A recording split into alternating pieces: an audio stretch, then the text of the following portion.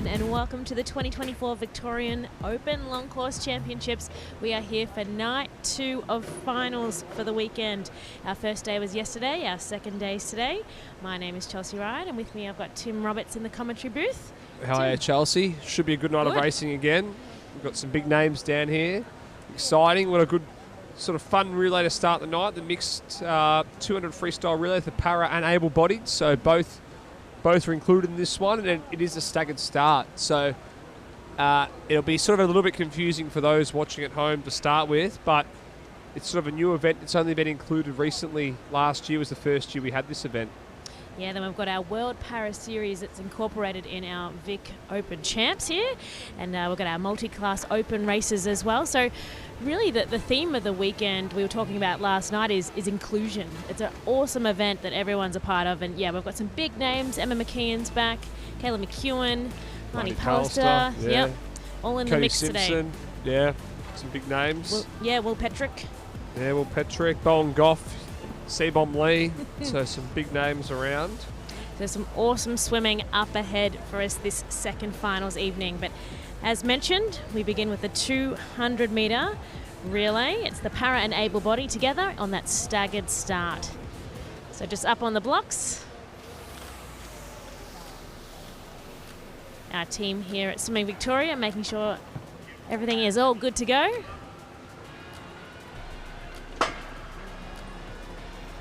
Interested to see how Cody Simpson goes tonight also in the 200 freestyle. Not known for more of those 200s.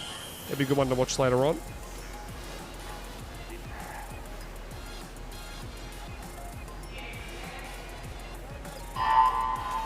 One, 2, 3, 4, 5, 6, 7, 8, 9, 10, Feels like we're at the NASA 11, space station right 12, now, ready for 13, takeoff right now. 14, So 15, what we have 16, here is a bit of a handicap 17, race, 18, the staggered 19, start, 20, and what we're trying to do here is make it as 22, even as 23, possible 24, due to sort of 25, categories of our 26. paraswimmers. So you have 2 paraswimmers and 2 able-bodied. And so over there in lane 2 now is Ivanhoe. They're out in front. But what you will find here as this race progresses through, the Surrey Park team, the Ballarat and Caulfield teams will probably start to reel in the Ivanhoe team. Yeah, it's a cool event to be able to do it together.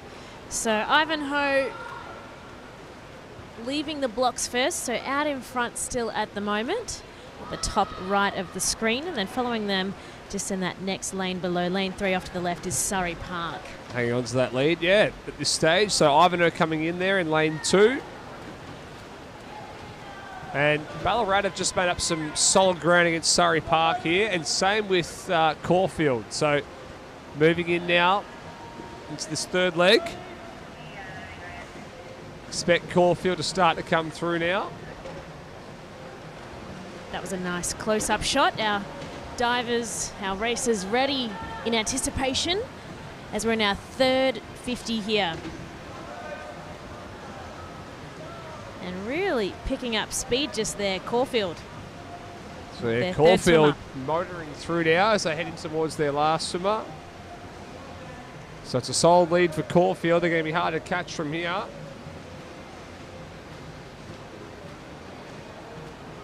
And off goes Surrey Park, chasing them in second at the moment, and a few more cheers from the crowd just here. But looking nice and strong and confident. Caulfield in lane 4, hitting the flags.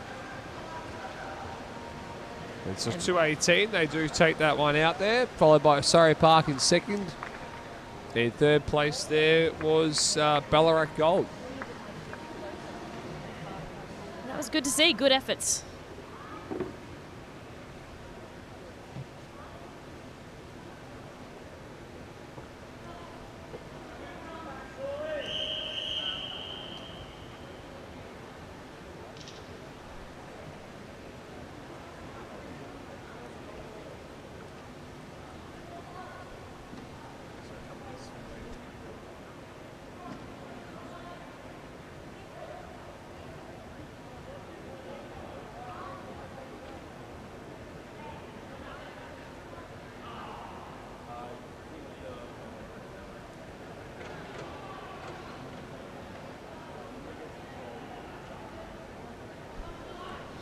And so, Tim, it was nice to start off with a relay because, swimming can be a very lone sport. It can be. Good to bring in the vibes at the very beginning with the team, with our relays, our mixed relays. And next up, we've got our first World Para Series race of the evening.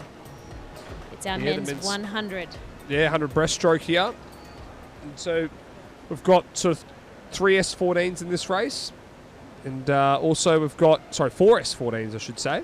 2 S9s, 2 S8s. For event 32, the men's 100 metre breaststroke multi-class World Para Swimming event. In lane 1, Sun Lok Chung from Hong Kong. In lane 2, Timothy Hodge from Australia. In lane 3, Xu Wan Tang from China. In lane 4, Jake McCall from Australia. In lane 5, Deaton Regista from Ireland. In lane 6, Riley Moore from Australia. In lane 7, Ka Chun Hui from Hong Kong. And in lane 8, Li Ting from China.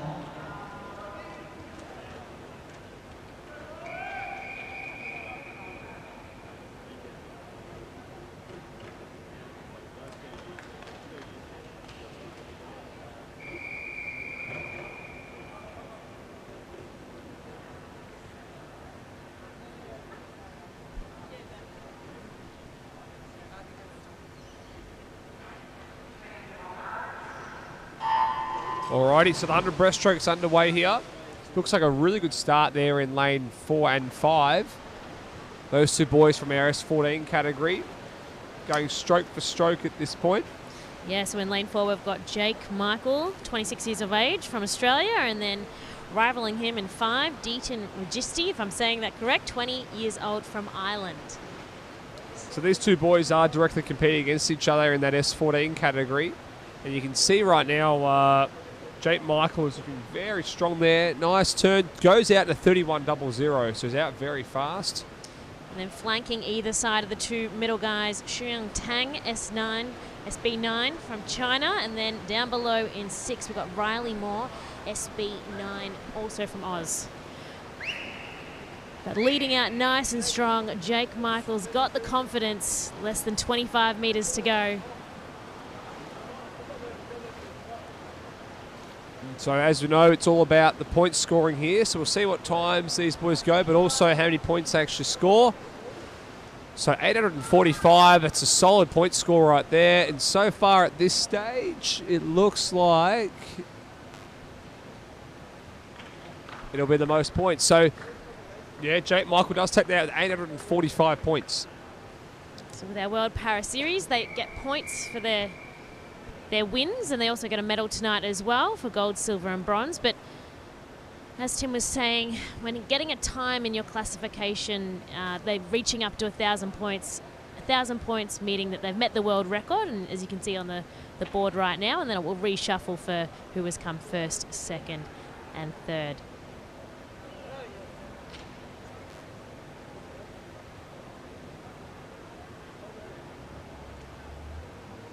And so it's a nice 20 degrees here in Albert Park at MSAC. A bit warmer today, a bit sunnier too, which is actually nice. Yeah, good to see Saturday vibes. Yeah, Saturday vibes, and a bit of a shorter night of racing tonight too. Saturdays have always been our Announcing the medalists for event 31, the mixed 200 metre freestyle relay for para and able-bodied swimmers.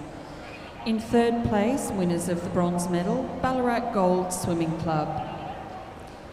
Swum by Kevin Huang, Sarah Howe, Anna Layton and James Meddings. In second place, winners of the silver medal, Surrey Park Swimming Club, with swimmers Jessie Phillips, Emily Shield, James Shield, Melissa Sharp. And in first place, winners of the gold medal, Caulfield Aquatics, swum with Amber Stelling, Nicholas Layton, Tyler Theodore and Sian Whitaker.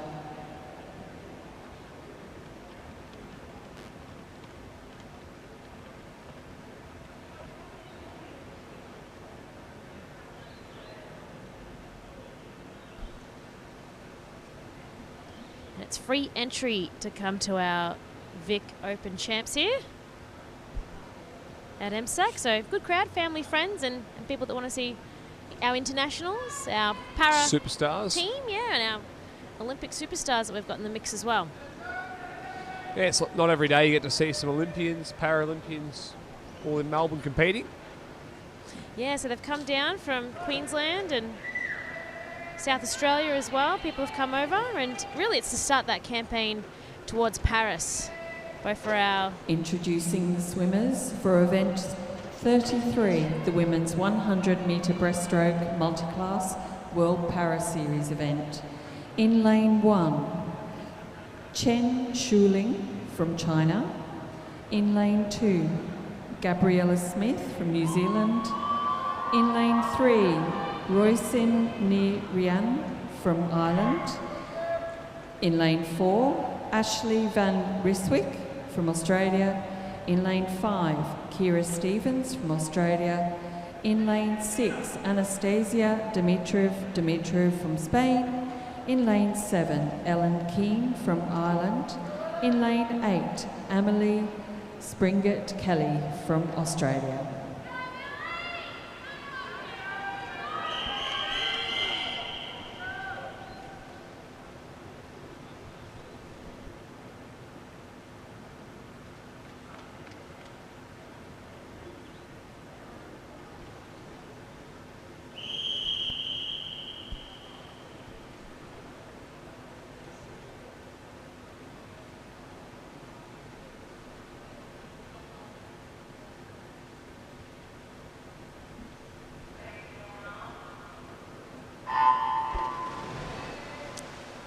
Now it's time for the women in the pool, the 100-metre breaststroke for our multi-class World Para Series.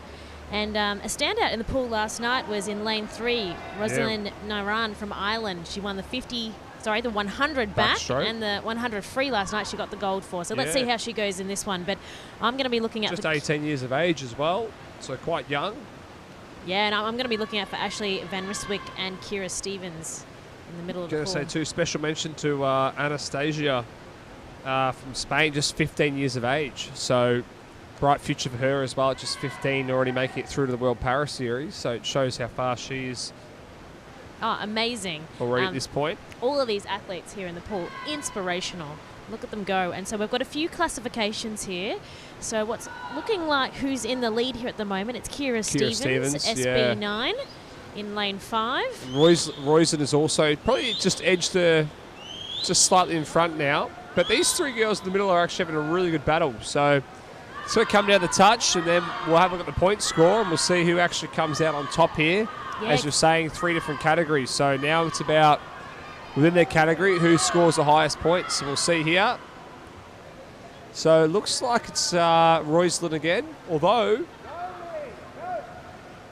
no, it is Roislin still in front by 10 points just, because Dimitrov has got 760, so she's come really close there at just 15. So... yeah, nicely done. Should be happy looking up at the board, but we've got to wait for all our swimmers to finish with their classifications to tally up those points to get our medal positions. So some solid point scoring there. And all above 600, so it's a fast final. Yes, and there's Rosalind with the gold there. She secured it with those points up on the board. 770 you can see at the top just there. Great stuff. So they'll be accumulating points presenting for the World Para medals Series. For event 32, the men's 100-metre breaststroke multi-class World Para Series. In third place, winner of the bronze medal, Li Ting from China. In second place, winner of the silver medal, Riley Moore from Australia. In first place, winner of the gold medal in a time of 1:06.38 with 845 multi-class points, Deaton Register from Ireland.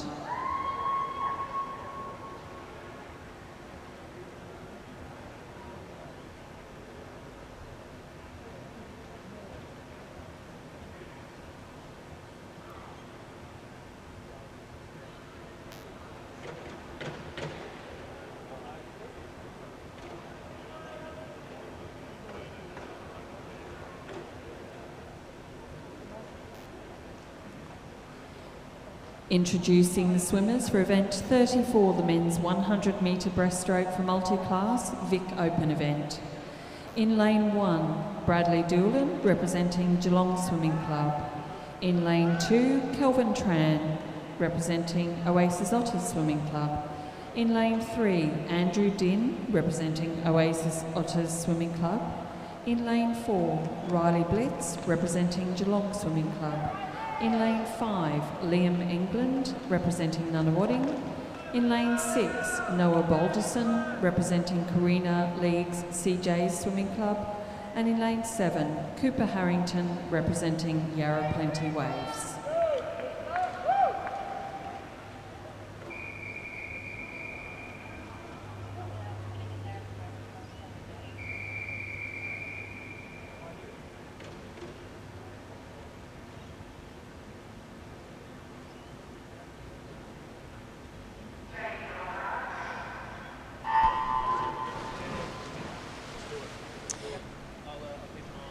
And so it's pretty cool. This is our Vic guys now in the pool, our 100 metre breaststroke multi-class for our Opens.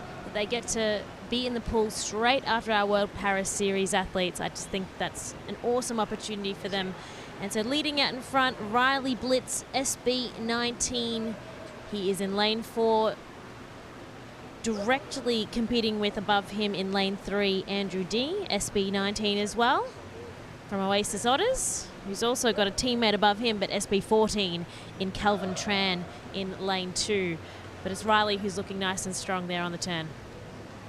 Yes, we caught a few of these boys last night. Andrew Ding, Riley Blitz, Calvin Tran, these boys, Bradley Doolan. These guys always have big programs here at Vic Opens, racing consistently. Often they do sort of 3 or 4 events a night. Can be a big program for these swimmers. How often would you say they would be training in the week? Probably 6 to 7, 8 times a week, these guys. So coming into the wall now. So it's dedication by our athletes and their support crew as well. And Riley looking nice and strong, coming into the touch. He's got 140 points on the board. So at this stage he's in front, but we'll see. Well, there you go. So it looks like England, Liam England has a few more points on him there, 380. And so Liam SB9, his classification. As we have our final swimmer, Bradley Doolan, also from Geelong, coming in, SB18. And yeah, it looks like Liam England does take that one out there with 380 points. Yeah, and then Brad just coming in with the silver. Good stuff. And then it's Noah Balderson from Carina Leagues with the bronze.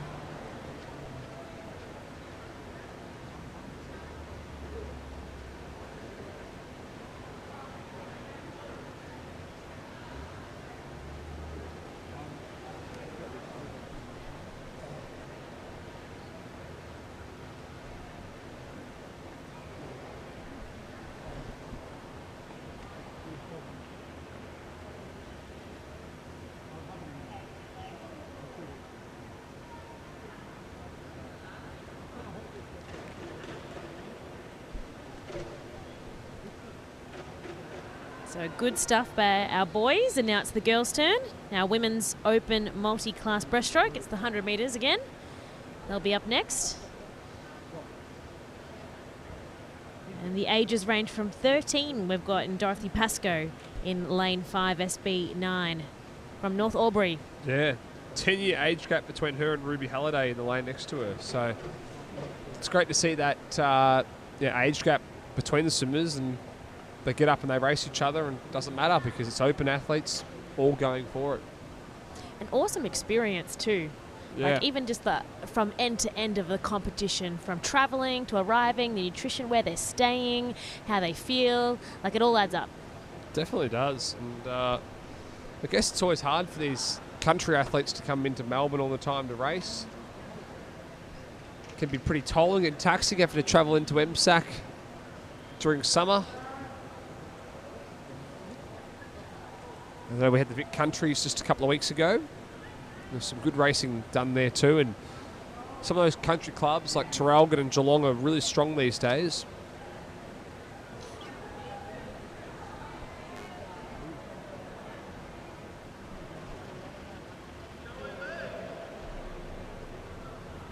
Introducing the swimmers for event 35, the women's 100 metre breaststroke multi-class Vic Open event. In lane 1, Kira Warwick from Flyers. In lane 2, Evie Lee from Geelong Swimming Club. In lane 3, Ruby Halliday from MLC Aquatic. In lane 4, Grace Ryder from Ivanhoe Swim. In lane 5, Dorothy Pascoe from North Albury Swimming Club. In lane 6, Sarah Howe from Ballarat Gold. In lane 7, Amber Stelling from Caulfield Aquatics.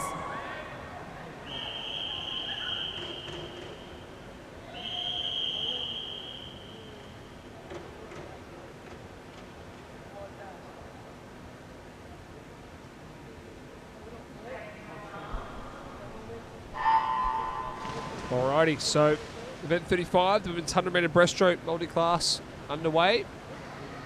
Really good start there from Grace Ryder there in lane 4. So she's our 16-year-old from Ivanhoe. Yeah, you see really pushing through with those arms, extending through. Nice strong kick as well. Being nice and high in the water. And then just trailing her just below her on the screen in lanes 5 and 6.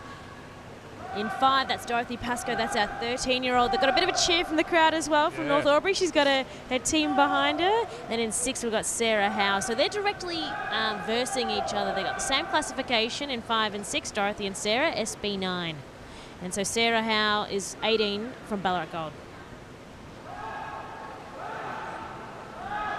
And we hear it in the breaststroke, Tim, where the coaches are going, hup, hup. Yeah, I guess because they can breathe too, that the head comes up every stroke, so you can actually sort of hear the coach yelling a bit more compared to a freestyle or a backstroke or a butterfly. You can see that stroke looks really nice. Just use those arms to extend forward. She's coming down now, 15 metres to swim.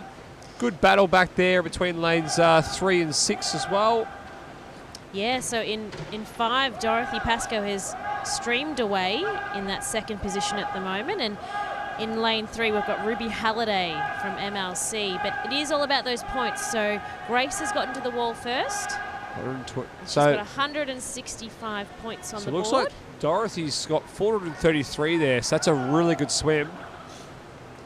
What a little so champion. At this stage Dorothy's got the most points, but let's just see how these other girls go when they come into the wall. Ruby Halliday, 373 points. And then incoming in 2, we've got Evie Lee, SB19. She's got 66. And in 7, Amber Stelling, SB7. So at this stage, looks like Dorothy, the 13-year-old veteran, might take this one out, which is a pretty good result for a 13-year-old at Opens. I'm sure she's waiting excitedly, looking up at the board. Eagerly looking on here. Let's just our final swimmer coming in. Yes, Dorothy does take that one out. Kira gets 250 points, so well done, Dorothy Pascoe from North Albury. She's got the gold at only 13 years of age in this open race. Stellar effort. So Ruby coming in second there. And then Amber Stelling with the bronze.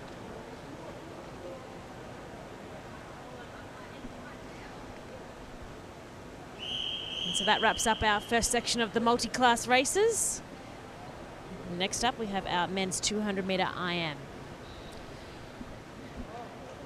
Announcing an amended results for event 32, the men's 100 metre breaststroke multi-class World Para Series event. In 3rd place, Deaton Regist of Ireland. In 2nd place with silver medal, Tang Shu Yuan from China. And in 1st place, in a time of 106.38, with 845 multi-class points, Jake Michelle from Australia.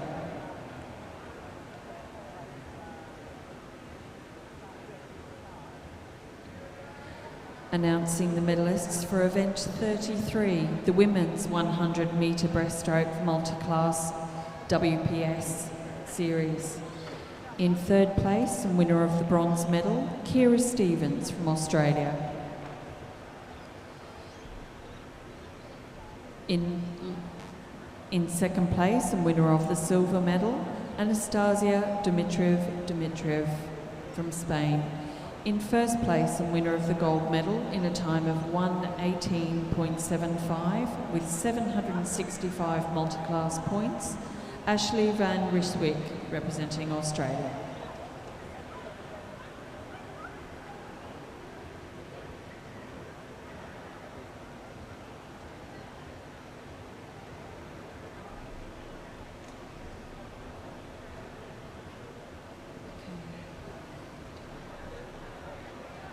Introducing the swimmers for event 36, the men's 200 metre individual medley A final. In lane 0, Joshua Toysuta from ACU Blacktown Swim Club. In lane 1, Jun Yup Kim from Korea. In lane 2, Marco Sosanto from Melbourne Vic Centre Swimming Club. In lane 3, Sebom Lee from Sopak Swim Club. In lane 4, Ryuki Ino from Japan. In lane 5, William Patrick from Nunawading Swimming Club. In lane 6, Evan Chi from Nunawading Swimming Club. In lane 7, Will Sharp from Nunawading Swimming Club. In lane 8, Luann Grobler from Neptune Swim Club. And in lane 9, Callum Halloran Laval from Caulfield Aquatics.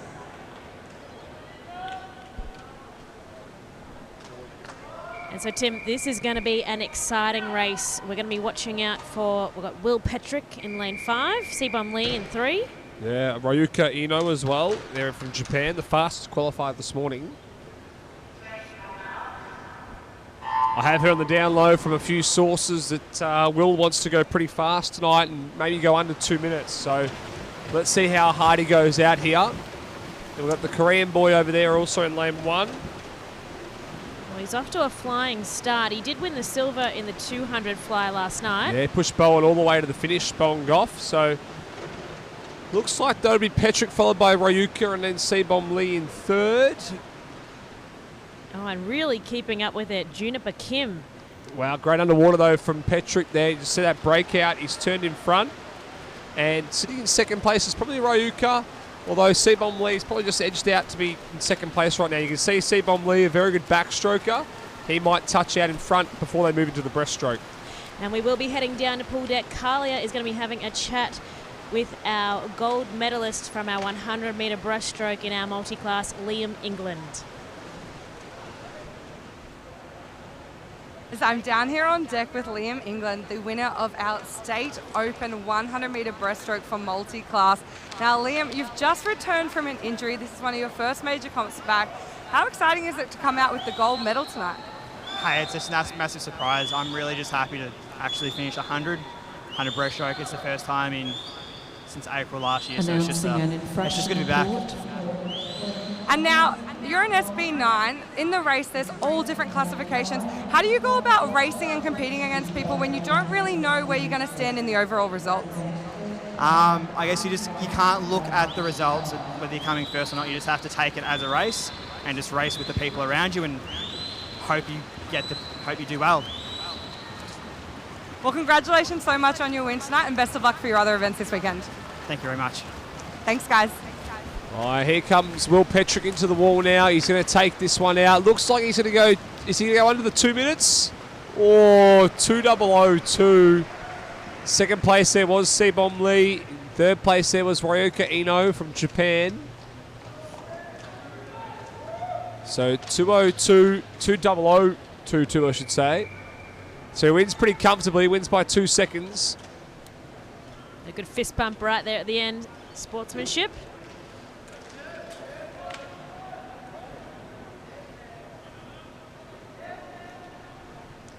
And then next up, we've got our B final.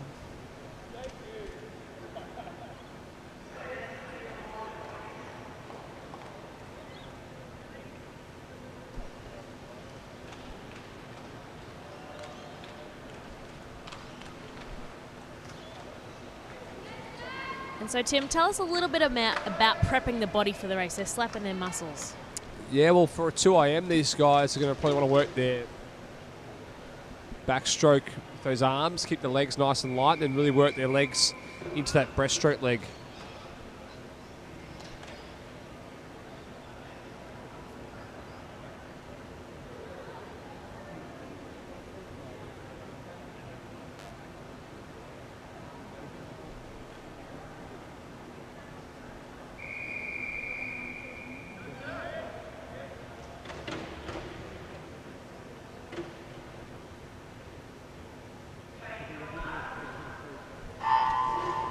So our B final underway here. And see, look at those entry times for those heat times, I should say, from this morning. And that 2:12 through to 2:08, so it should be a pretty even B final here. And for these guys, there's a chance to throw it down, see what time they can go, maybe really push well under that 2:10 mark. I know a few of these guys have been looking to try and make a B final at Nationals as well, so it's a good opportunity to get up, swim faster this morning. So Tannen, Curtis Merton, they're leading us through there at 27.1 at the first 50, so he's decided to attack the first 50 this fly. I know his breaststroke's not as strong, so he likes to go out harder. But he's well out in front here in this backstroke. His teammate over there, Mitch Stewart, in lane 0, is also having a good swim. Well, yeah, what do you think the psychology is with either being the chasing down or the holding the lead person? Well, I think it depends on your strengths here. So for Tannen, his breaststroke's probably his weaker stroke, so he wants to be out a little bit quicker. And so he wants to now get out in front and then try and hang on to a bit of a lead and then work his freestyle. But for these breaststrokers, it's going to be their chance now to try and reel him in. So expect Cameron Riccini here to make up some ground in this breaststroke. So Cameron Harry from Heath's Geelong. over here as well. And Jack Gurry's also a very good breaststroker, so watch out for Jack Gurry. But you can see now Riccini is really starting to gain some ground on Tannen in the middle. Yeah, and both of those boys, Harry and Jack from Nuttawading. But there is the same age mix as our A final. So, you know, from 15 to that 23 age gap. And so these three boys have all touched pretty much dead even here. Cameron, Tannen and Jack as they get into the freestyle. So Jack's a very good long distance swimmer freestyle, so expecting to finish strong here. And he's looking very good over here in lane 8. Bit of a smoker out wide. Yeah, he's leading the way with 25 metres to go. He's really brought that kick into it as well. He's powering forward. Can he hold on?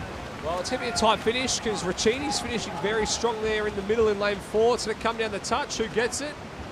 Mr. Gurry takes it out there, 2:07, so a fast swim there.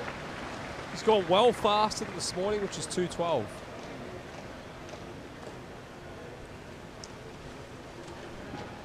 And so if he had swam 2:07 in the heat this morning, he would have made that A final. So just to, you know, keep him in the mix with those times. Because that's what you're looking at when you're in the B final, is pushing up into that A final at the next opportunity.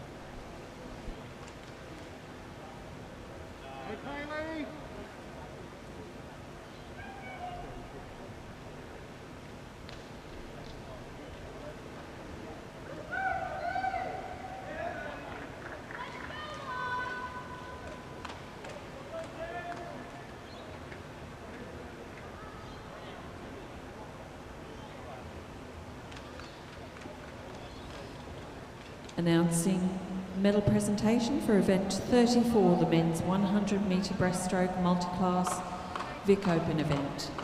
In third place, and winner of the bronze medal, Noah Balderson, representing Carina League CJ Swimming Club. In second place, winner of the silver medal, Bradley Doolan from Geelong Swimming Club. And in first place, and winner of the gold medal, Liam England, in a time of 1:28.40, multi-class points 380 from Nuttawading Swimming Club.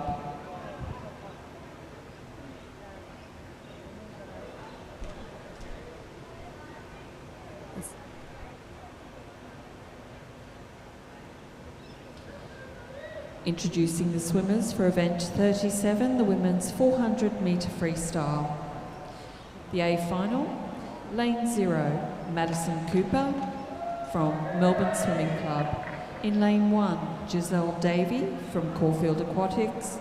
In lane 2, Emily White from Marion. In lane 3, Tamsin Cook from Western Melbourne Propulsion. In lane 4, Lani Pallister from Griffith University Swim Club. In lane 5, Tara Kinder from Melbourne Vic Centre Swimming Club. In lane 6, Kaylee McEwen from Griffith University Swimming Club.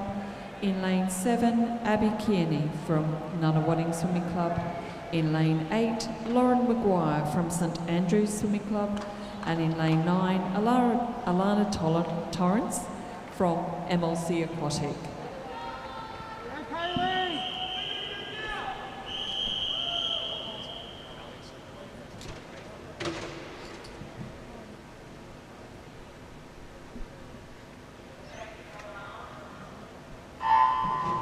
Alrighty, so the 400 freestyle underway here. It's good to see Kaylee McEwen doing a 400 free. Haven't really seen that often, so a longer distance freestyle event for her. But all eyes are in the middle of the pool there with Lani Pallister, a world champ short course in the 4 free. Tara Kinder also had a busy program so far. She has, and Tamsin Cook also in 3. She took out the 800 free, got the gold last night. So Lani leading us through that first 50 there at a 29. 27, I should say, 27.9. And another medal got added to Kaylee McEwen's medal tally. She got the gold last night in the 100 breast. So, yeah, giving the freestyle a crack tonight. It's all part of the campaign. Yeah, you can see Lani's stroke rate nice and high early on here, but still gets that distance per stroke. And she always goes out pretty hard to 400, so out to 58. So out very fast at the first 100. You can see that kick stays nice and light. She's really working the arms. So I guess for Kaylee, she's just going to try and hang on to Lani for as long as she can. And at the moment, there's a bit of battle on for third. Looks like Tara sitting in that third position, but over in lanes 2, 3, and lane 7 as well. Bit of a battle between those swimmers. Yeah, so that is Emily White in 2. In 7, we've got Abby Kearney. So from Marion and Nunawading. So at this point, Lani's still splitting 30 points here. So she went 27, 29, and then a 30 on that third 50.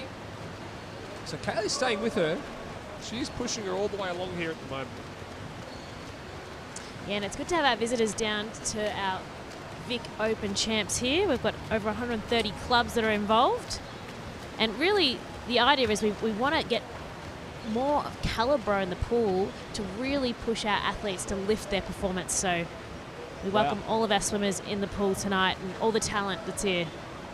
Just going to say there, Lani turned at the 200 there in a 159. That's a fast 200 freestyle, let alone for a 400. So you can see the speed that she's got going out here. So what do you think, Tim, so far? Have you got your bets on anyone? Yeah, well, Lani's looking pretty strong. So Lani's going to be wanting to hang on to that speed she's got now. You can still see doing that one kick off that wall, starting to bring her legs in. She'll build this third 100. And then she'll come and turn into this last 100 and see whatever she's got left. Yeah, so in a 400, what kind of blocks are you swimming in? I've been doing it as 4 100s and you're building each 100. So out pretty hard and the next 3 you just build them. So she's coming down now with 100 metres to go. Probably just dropped a little bit off her speed now. There you go, 31 in that 50. So she's just dropped off that 30 points per 50 here. And to give Kaylee some credit here, she's also going very fast. Yeah, beautiful shot from overhead there. As you can watch the turns. Nice and seamless. That butterfly kick really important before surfacing. So you can see how far these girls are separated from the rest of the field now. Lani's got probably about 25 metres on third position, about 5 metres on Kaylee. So expected to put her head down this last 50. And how are you thinking of feeling in the last 50 of this you'd be 400 hurting a fair bit. Your arms, in this your legs sprint be towards killing the you end? by now. And she's doing so well. She's got style about her, Lani Pallister in lane 4. So let's see how fast she goes here. She's coming down, so she's going to go just over 4 minutes, maybe like a 4:03. Let's see here. Yeah, 4:03. Called it. Just got it. That's a great swim. So 4:06 for Kaylee. That's both gone very fast there. And Tara coming in third there in a 4:12.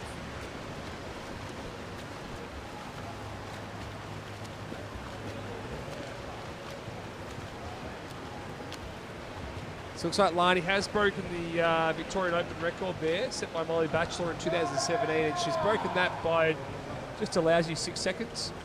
So it's a pretty comfortable record. Amazing. She looks cool, calm, and collected as well.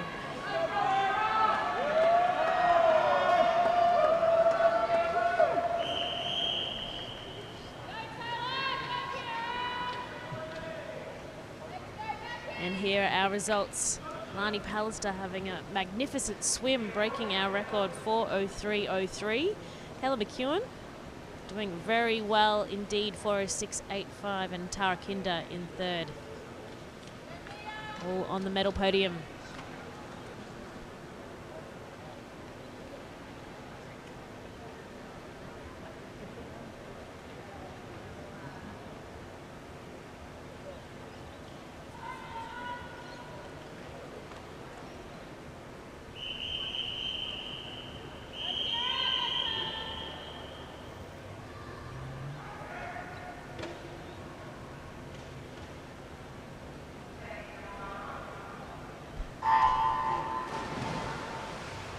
And it's B final time.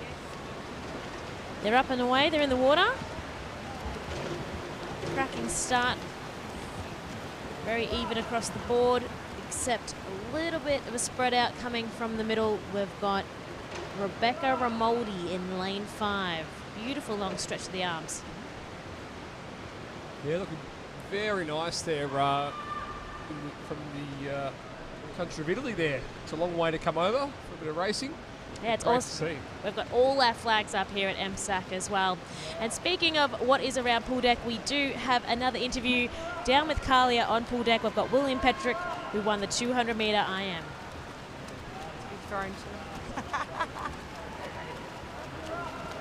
Hey guys, I'm down here on deck with Will Petrick, the winner of the men's 200-metre individual medley here tonight. He was also our silver medalist in the 200 fly last night with an absolutely gripping finish between himself and Bowen Goff. And you're setting yourself up for tomorrow's 400-metre individual medley, your main event. How are you feeling at the moment? Yeah, feeling all right. It's always tough getting out and racing in season, but I'm feeling really good and optimistic about tomorrow. Been training well, so we'll see, how we go. Now, you're just 19 years old, one of our younger members of our team at the moment, and looking to qualify this year, 2024, for Paris. This is the first main comp this year. You've got 2 more in the lead up. What's the plan training-wise? Just to build on from here. So, we've just finished our big block in January and February, a loading phase. So I'm also in altitude at the moment. So that's the most grueling part of the year. But now, we'll keep building, fine-tuning our anaerobic and aerobic systems, and hopefully at each comp just get better and better, and then to peak at trials. And how do you go racing these big name athletes who we've seen on the team for a few years now? What's the mindset before the race? At first I always used to fear them, but at the end of the day we're all human. No one has superhero abilities, although it may seem it. So just remembering that not everyone's beatable, but you need to admire them, then ultimately you can overcome them. Well, you've definitely been putting on a stellar performance so far this weekend, and we look forward to seeing you race tomorrow. Good luck. Thank you very much. Appreciate it. Thanks, guys. And we're so lucky to be able to chat with our swimmers down on pool deck after just blitzing it in the pool. And here in our B final, swimming very well. Yeah, Rebecca Ramoldi.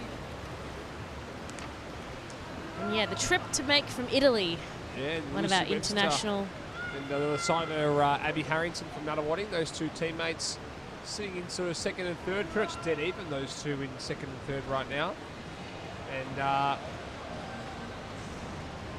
Hunter McKenzie just off those guys a little bit. Also special shout-outs once again to Kira Jess, 13 in a B final. And Lucy Doyle over there in lane 0 is 14. So these two girls, I think we mentioned them last night actually too, Kira Jess, just so young and in finals already. So these older swimmers, watch out in a couple of years' time. Absolutely, and we know that we've got a lot of families listening in, watching in on all of their swimmers from around Australia and internationally as well. And it's so good to have you join our Kayo Freebies and with Swimming Victoria on YouTube.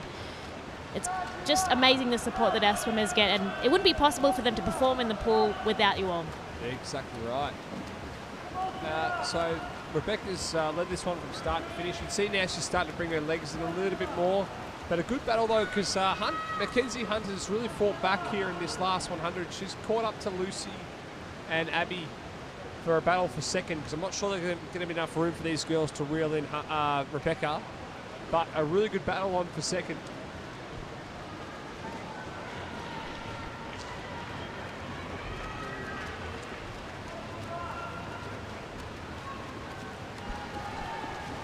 So, looks like Rebecca is going to come in and take out this B final, and Mackenzie, Lucy, and Abby are fighting it out for second. Yeah, and don't be forgetting Greta Seville in lane 8 as well. From the outside, let's see what the results are. And it was tight. Also, Gemma Apps coming in. But Rebecca Ramoldi, 4:24.29 in our B final.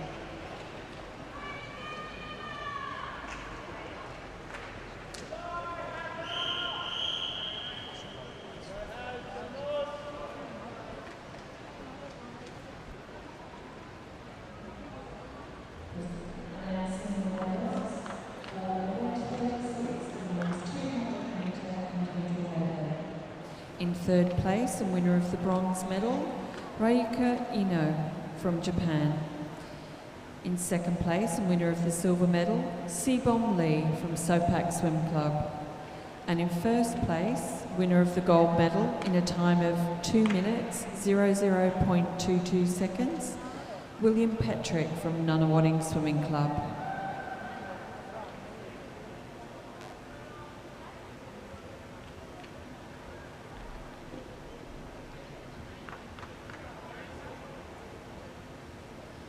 Introducing the swimmers for event 38, the men's 800 metre freestyle. In lane 0, Campbell Wilson Moran representing Caulfield Aquatics. In lane 1, Harry Hay from MLC Aquatic. In lane 2, Braden Feynman from UWA West Coast Swimming Club. In lane 3, Tex Cross from Highlanders. In lane 4, Noah Millard from MLC Aquatic.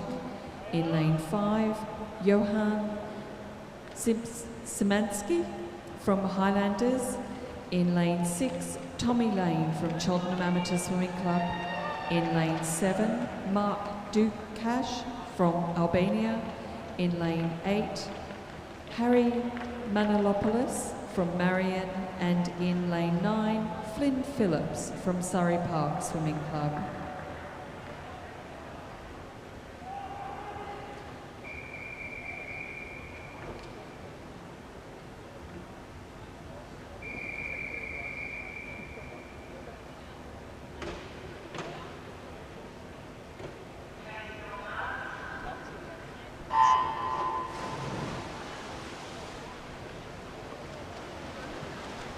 And our distance race begins. Our 800 metres, it's the boys, it's the opens.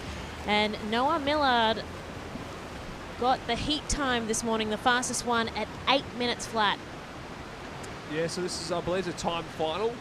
So for these guys here, these are their PBs. The other final was this morning.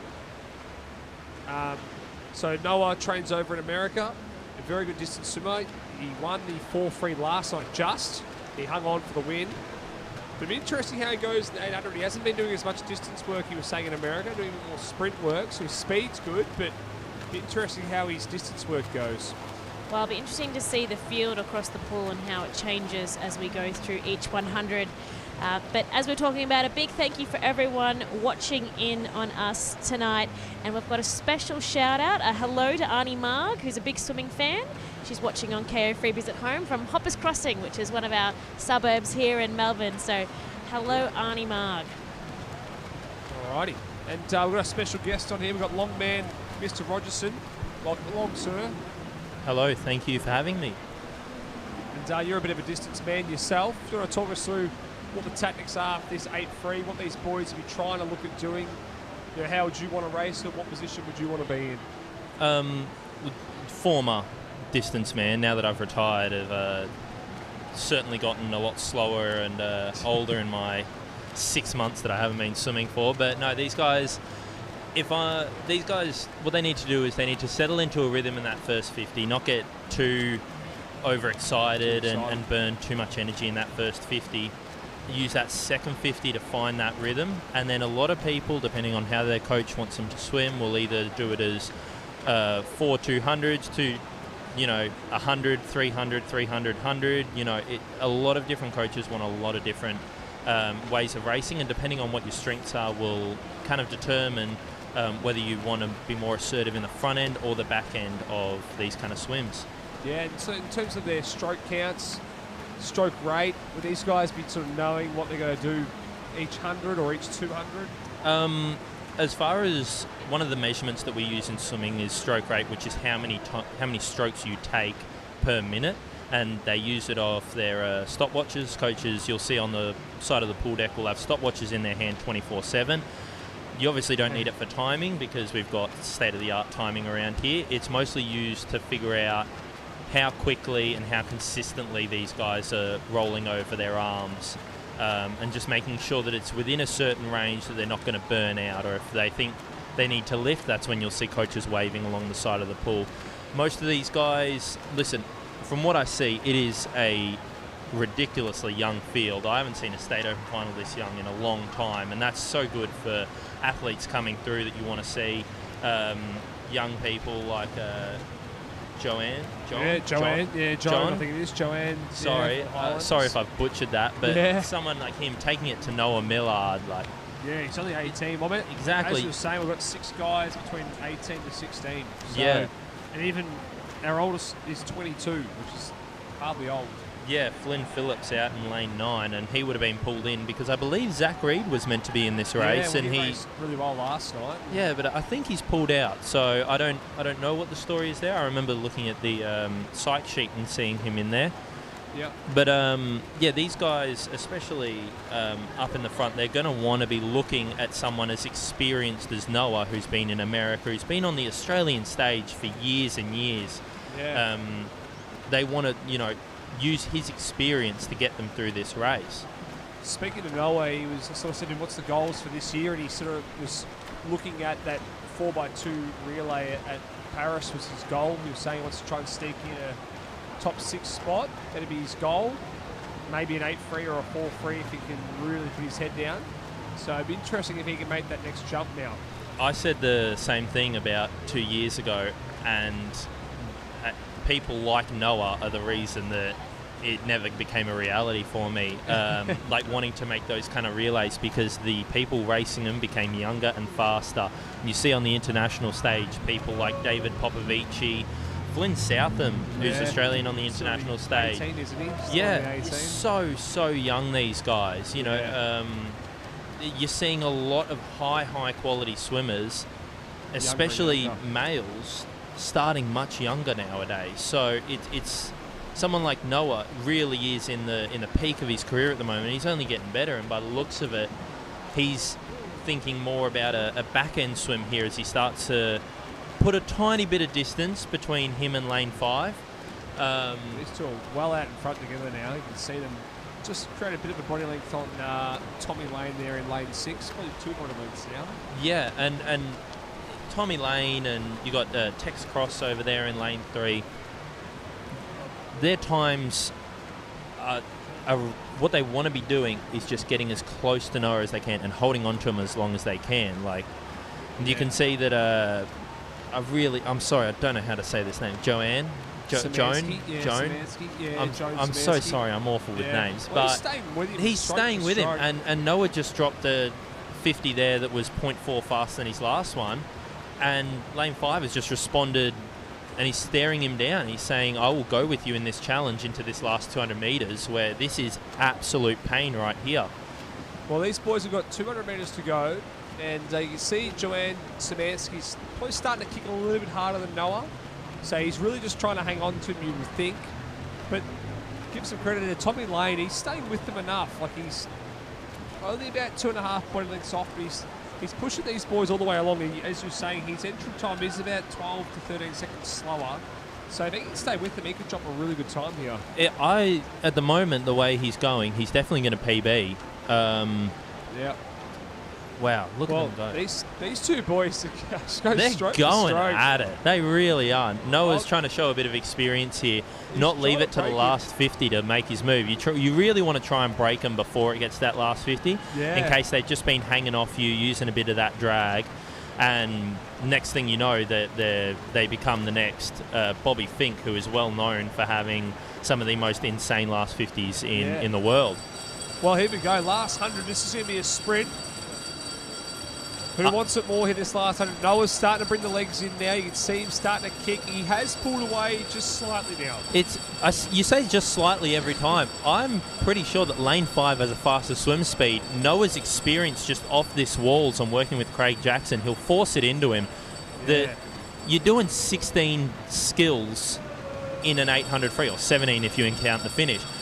Just watching here, though, the interesting is Joanne Szymanski won't be breathing to Noah on his last 50, so this will be harder. Oh, good turn by Noah. That's what I'm talking about. That Craig drilled that into Mac Horton. So if you ever go back and watch Mac Horton's last turn at the Rio Olympics, it is one of the greatest turns you'll ever watch, and Noah's used that to rebound into a beautiful last 50 there.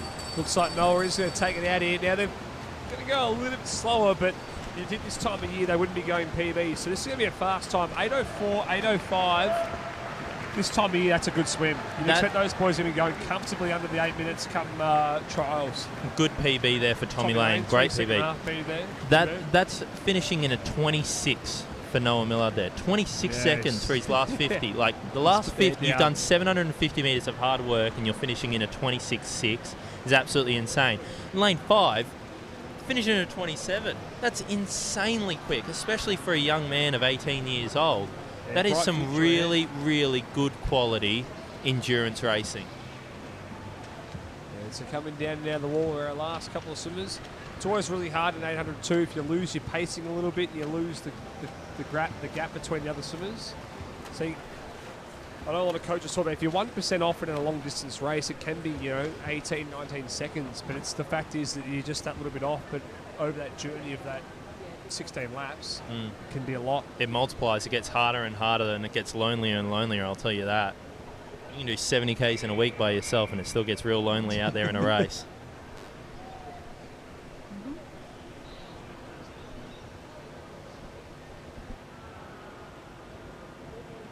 Announcing the medalists for event 37, the women's 400 metre freestyle.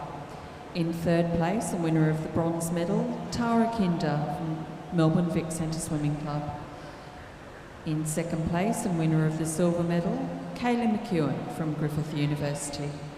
And in first place, winner of the gold medal in a time of 4 minutes 03.03 seconds, Lani Pallister from Griffith University Swimming Club.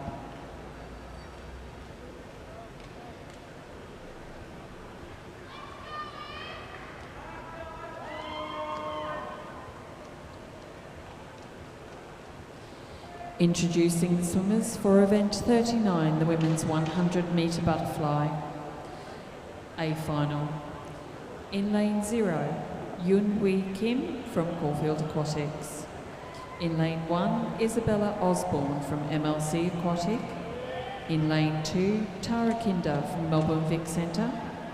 In lane 3, Isabella Boyd from Nunawading. In lane 4, Emma McKeon from Griffith University. In lane 5, Rikako Ike from Japan.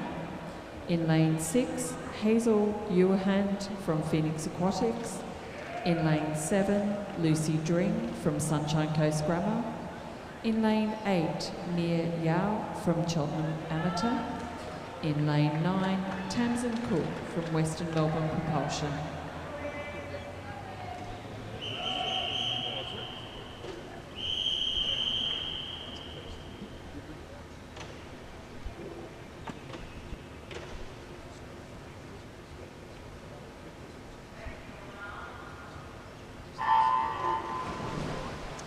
And this is going to be an exciting race, Tim. Yeah, Emma McKeon and Rikako Ike, they had a great race in the 50 yesterday. It was a battle off. Sorry, I was going to say Rikako's always a little bit traditionally slower off the dive compared to Emma, but probably has more swim speed. Well, she, got one up on her yesterday. She got the gold in the 50 fly. And now it's the 100. Emma out in front. And Hazel over there in lane 6 also having a really good swim. But look how good Emma's underwaters were there. It's a great turn, and she's well out in front now. But just expect Rikako Aiki to really pull her in this last 25. Yeah, executing so well just there. Up the arms, big butterfly kick, powering forward. Let's see if Rikako can catch her. Looks like she won't. Looks like Emma has just pulled away and has absolutely smashed this. This is going to be a fast time. Bit long on the finish, but 56.4. What a swim. Now, I think she's just broken the Vic Open record and the Victorian All-Comers record there. Just another record milestone for Emma. Does it every day. Oh, she looks pretty pleased as well, and they've got good camaraderie. Her and Rikako train together.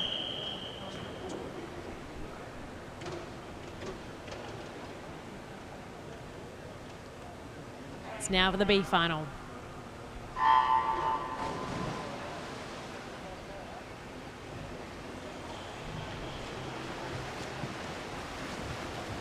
That was a beautiful start by Helen Smith in 2, but pushing out in front already, getting into the rhythm. We've got Rhiannon Chen in lane 5. So she's only 15 years of age, the youngest swimmer in this race, this B final. We did have in that first A final Isabella Osborne, 16 years of age. She was the youngest for our A final. Well, let's see what she can do. A beautiful turn there, still leading the way. Under a 50 to go, very close across the rest of the board. Right next to her in lane 6, we have Courtney Mudge. And on the other side, looking at lane 2 as well, back to Helen Smith. Lane 3, don't forget about Lucy Abbott from Swim Zone as well, but it is Rhiannon Chen from DVE coming in to the wall.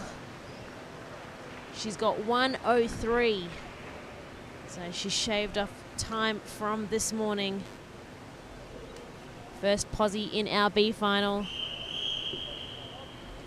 That's her giving a high five to Annabelle Jorgensen. Announcing the medalists for event 38, the men's 800 metre freestyle. In 3rd place, winner of the bronze medal, Tommy Lane from Cheltenham Amateur.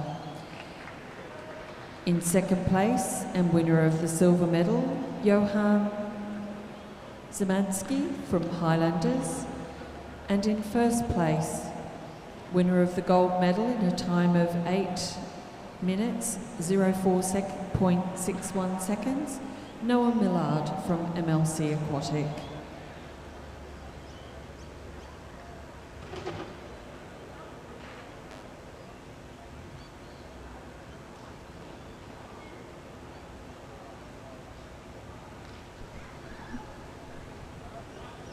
And so next up, we're going down to the other end of the pool as we begin our 50s, our 50 metre fly.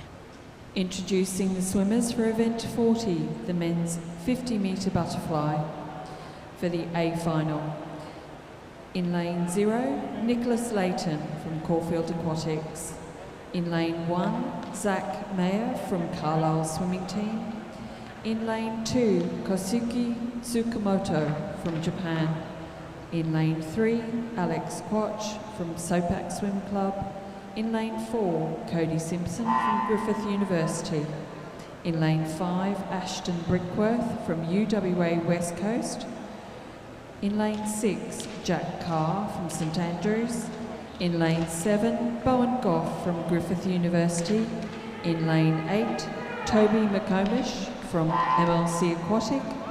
And in lane 9, Luka Zubkic from Western Melbourne Propulsion. So we're expecting a splash and dash here. Cody Simpson, the fastest time, 24:23. He came 2nd last night in the 100 metre fly. Be good to see Bowen Goff won the 2 fly last night too, coming down to swim at a 50. Just shows even for those mid-distance 200 flyers, you're still got to have some speed to work with. Got to get around the great man Luka Zubic over there in lane 9. The swimming legend of swimming Victoria, they call him.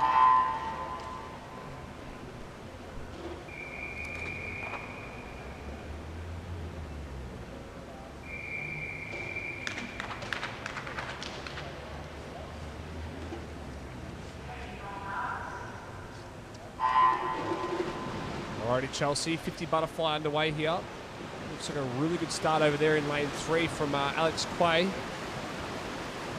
Yeah, I'll tell you what, there is power in that pool. Look at the whitewash there. Really close. 3, 4, and 5, and 6. Yeah, Cody's probably just pulled away now, just slightly in front. Although over here, Jack Carr's finishing strong. Oh, so Cody just gets it there. 24-1. Jack Carr in second, just 0.04 separates them. And in third place there was Ashton Brinkworth. Yeah, 24-4. Fast times there for those boys.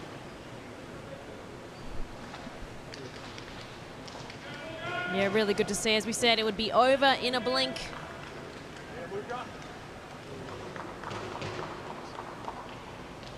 And so Simpson first, Carr in second, and Brinkworth third. They've got the medals. They're up on the podium.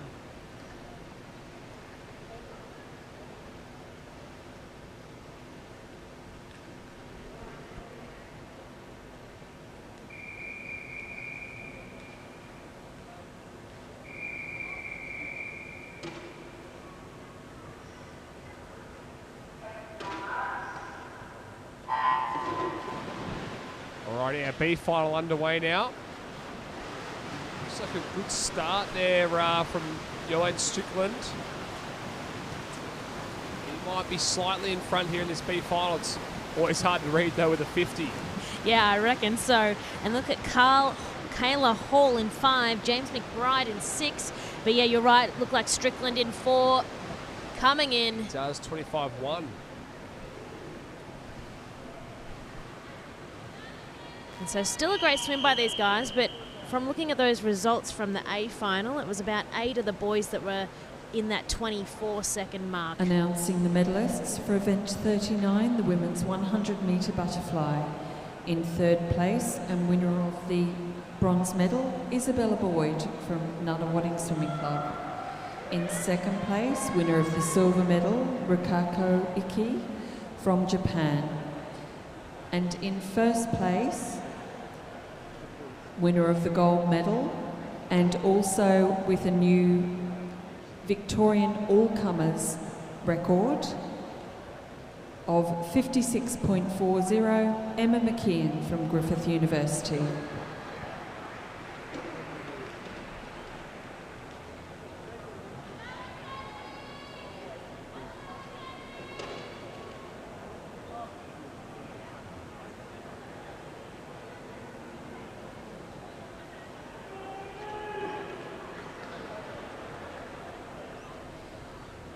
Introducing the swimmers in event 41, the women's 50-metre freestyle multi-class World Para Series event.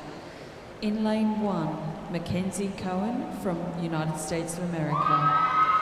In lane 2, Kira Stevens from Australia. In lane 3, Roisin Nirian from Ireland. In lane 4, Madeline McTurnan from Australia. In lane 5, Ruby Storm from Australia. In lane 6, Jasmine Greenwood from Australia. In lane 7, Zhang Jiatong from China. And in lane 8, Nicole Turner from Ireland.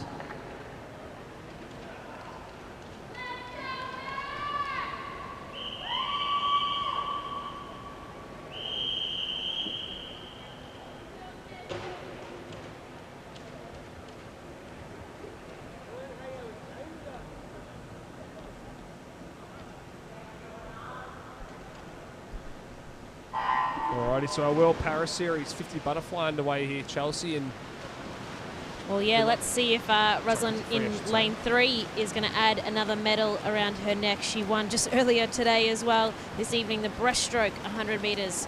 So now it's the 50. well, It's the free. yeah, well, it'll be interesting what sort of point score. We're seeing some really high point scoring, some 900s and 800s, which is an indication that they're very close to the world record. So let's see here. Yeah. So it was Ruby Storm, Aussie, S14, that did come into the wall first. Yeah, point score hasn't popped up here. So that has made it a little bit more difficult for us to work out some times. Yeah, the computer has to compute. There is the formula up against the world record. As we've mentioned, the closest to 1,000 points. 1,000 points is that world record. So we'll see if anything pops up on our board and we'll share it. For event 40, the men's 50-metre butterfly. In third place and winner of the bronze medal, Ashton Brinkworth from UWA West Coast Swimming. In second place and winner of the silver medal, Jack Carr from St Andrews. And in first place, in a time of 24.11 seconds, Cody Simpson from Griffith University.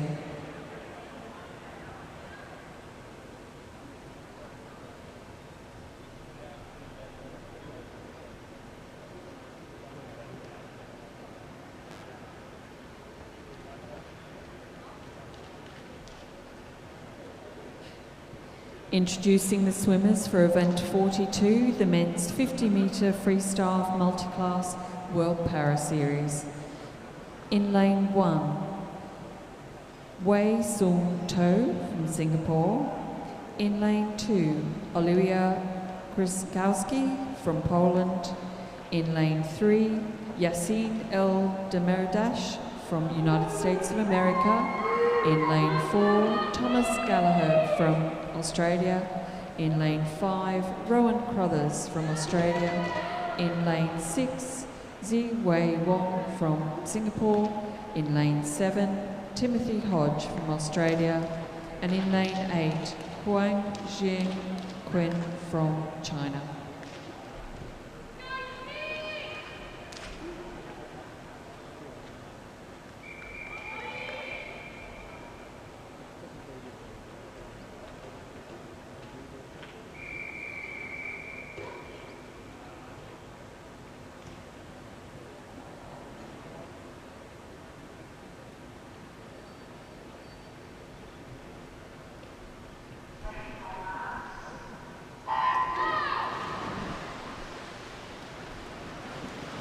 A special race here. We've got a lot of S10s in the water, directly competing against each other from lane 2 all the way down to lane 5. And at the moment, you've got Thomas Gallagher, Aussie, in lane 4, crushing it out front with Rowan Crothers in lane 5, directly versing each other. And Gallagher hitting the wall first, 23.80. And it's a really fast time, 23.8. So he has come first out of all of our S10 classifications, and then we'll see if our score computes on the screen, because it is all about those points, because we did have here in our World Para Series, we had a couple of S7s, S9 and an S13 in there as well. And so mix of countries too, Singapore, United States, Poland. It's so good to have everyone here at MSAC in Melbourne for our World Para Series. Announcing the medalists for event 41, the women's 50-metre freestyle multiclass World Para Series event. In third place and winner of the bronze medal, Zhang Jiongtang from China. In second place and winner of the silver medal, Kira Stevens from Australia. And in first place, with a time of 28.57 seconds, multi-class points of 879, Jasmine Greenwood from Australia.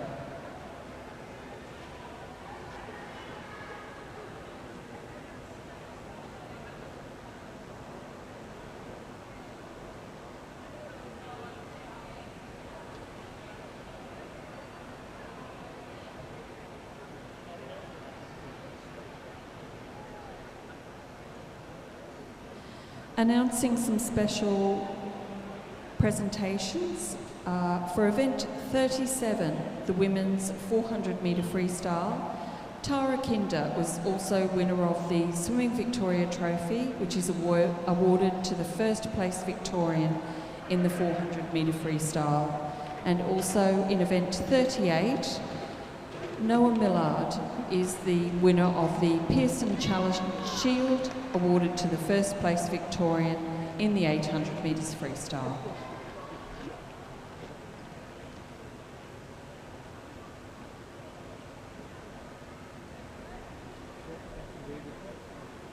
Introducing the swimmers for event 43, the women's 50 metre freestyle multi-class Victorian Open event. In lane 0, Ruby Halliday from MLC Aquatic. In lane 1, Amber Stelling from Caulfield Aquatics. In lane 2, Emmeline Gerard from Randwick City. In lane 3, Anna Layton from Ballarat Gold. In lane 4, Yasmin Bella Youns from Bankstown Sports. In lane 5, Sarah Howe from Ballarat Gold. In lane 6, Kira Lee Clark from Good Life Community. In lane 7, Dorothy Pascoe from North Albury. In lane 8, Tyra Jensen from Warrigal Swimming Club. And in lane 9, Kira Warwick from Flyers.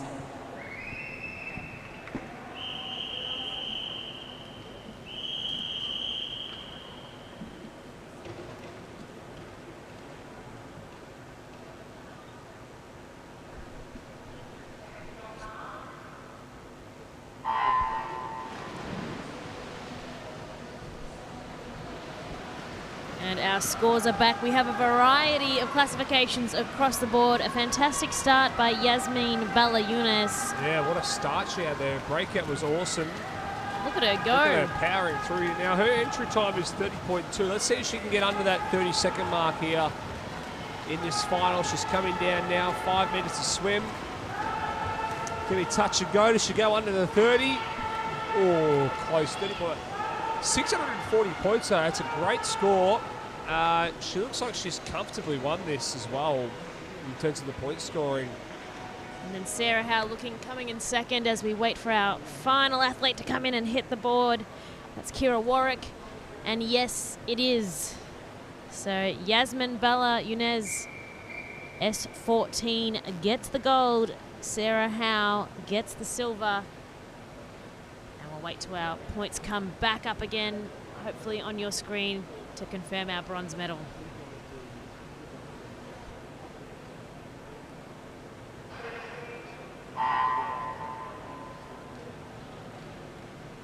Announcing the medalists for event 42, the men's 50 metre freestyle multi-class World Para Series event. In third place and winner of the bronze medal, Wei Sung To from Singapore. In second place and winner of the silver medal, Rowan Crothers of Australia. And in first place, winner of the gold medal, in a time of 23.80 seconds, multi-class points of 921, Thomas Gallagher representing Australia.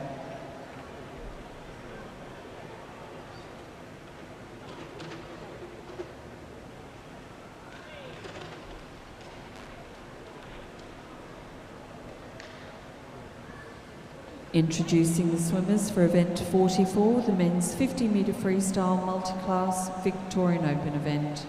In lane 0, Kelvin Tran from Oasis Otters. In lane 1, James Logan from Geelong Swimming. In lane 2, Hamish Keenan from Western Melbourne Propulsion. In lane 3, Darren Sisman from Engadine Swimming Club. In lane 4, Nicholas Layton from Caulfield Aquatics. In lane 5, Akito Mine from Japan. In lane 6, William Martin from Nudgee College. In lane 7, Dominic Hoggard from HOSC. In lane 8, Guy Harrison from Heratuanga Sun Devils. In lane 9, Bradley Doonan from Geelong.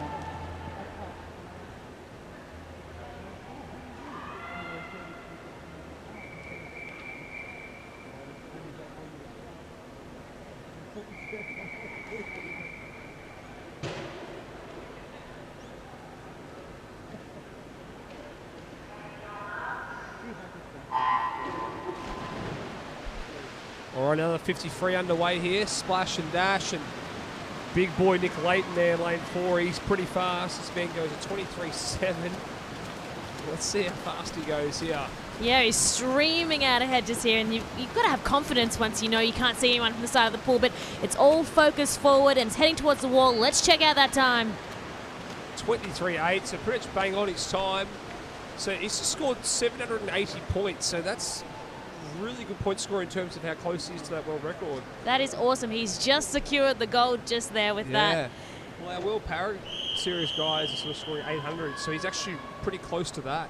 And then James Logan, S15, has come in with the silver, and Hamish Keenan, S9, has got the bronze as well, just in that 50.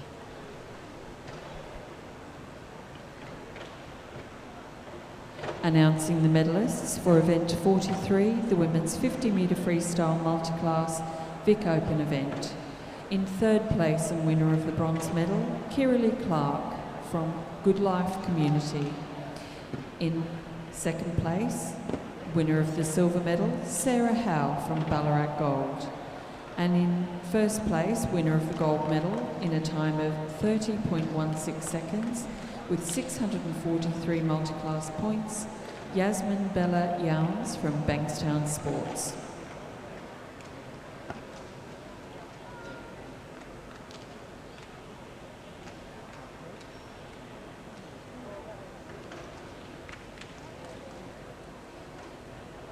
Introducing the swimmers for event 45, the women's 100-metre backstroke, A final. In lane 0, Isabel McLaughlin from Marion. In lane 1, Abby Kearney from Nunawading. In lane 2, Isabel Gibson from Club 37. In lane 3, Gabby Musili from Club 37. In lane 4, Kaylee McEwen from Griffith University. In lane 5, Olivia Lafoe from Nunawading. In lane 6, Alyssa Burgess from WA Breakers. In lane 7, Jessica Wilson from Nunawading. In lane 8, Jessie Welsh from Club 37. And in lane 9, Semra Olawinyi from Nunawading.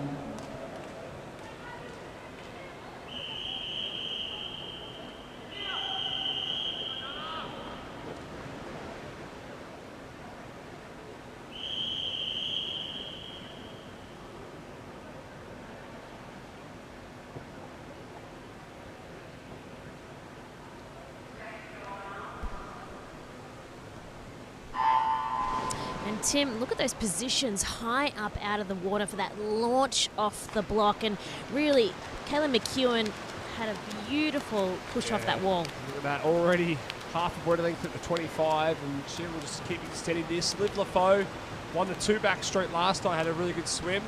There in lane 5, we'll try to push her through. The other side there, look out for Gabby as well. Now, I believe Club 37 is a New Zealand club who are over here racing too. And look at that underwater though from Kaylee. Look at that breakout there. Just got 12.5, 13 metres off that turn, and she's accelerating away here. You know her second 50 is her strength. You can just see her pulling away. She's got a beautiful lead. She's almost swimming a race of her own just here. And she didn't do the 200, but is here in the 100. And she's going to have a strong finish. This is going to be a quick time. Now, has she broken her own Victorian all-comers record? She has. It was 58.31, and she's just gone, and she's broken the Victorian Open record as well. She's gone 58.19, so she's broken both. There's another record there for Kaylee. That's so good, and it was a battle for second and third there with Olivia Lafoe and Alyssa Burgess in 5 and 6. Giving the thumbs up to the crew on the pool deck, Kaylee. And the B final is ready to roll. But here's those times. Very impressive. Yeah, just another record, Tim. Just another one. Yeah, 58.1 looks pretty easy too, didn't it?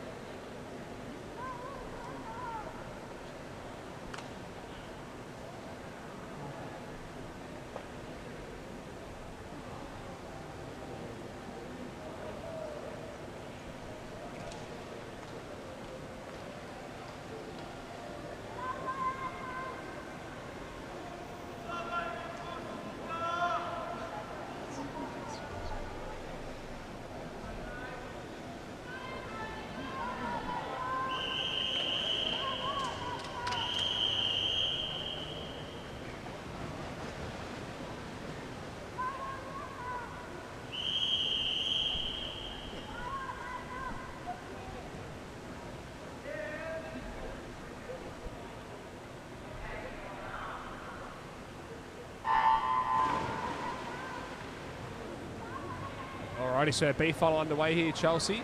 Looks a really good start there in lane 6. Sorry, lane 7, I should say. Yeah, that's Annie Steele. She's only 15 years of age. She is from St. Leonard's. And then it was a really good start as well. Riley McBride in 3 and then Alana Banks in 4. They're sort of neck and neck at the moment with Alana really pushing up into it as they come into the one and only turn. Yeah, Alana Banks looking very strong there in lane 4. Her father was a famous Collingwood footballer, Dennis Banks. Fun fact for you. Well, I would have thought Mr. Banks, Mary Poppins, my mind goes to. Yeah, It was much more realistic. So, we love a bit of sport cross knowledge. Sporting pedigree in that family there. So Banks is looking pretty strong there in lane 4, and over here close to us, lane 7 and lane 2 as well there. Yeah, Bridie McQuail. So Bridie Quayle is finishing very strong actually. She's going to push Alana Banks all the way through to the finish. Well, Bridie and Riley in lane 3 as well from Morani Coming down Swim the touch Club. now, so Alana Banks takes that 1:04.5. That's a good swim. A lot faster. Drops off a second from this morning. So that's what you want to see, dropping down a second. And for these swimmers, they want to put some pressure on what these swimmers in the A final went. Announcing the medalists for event 44, the men's 50-metre freestyle multiclass Victorian Open event. In 3rd place, winner of the bronze medal, Akito Minai from Japan.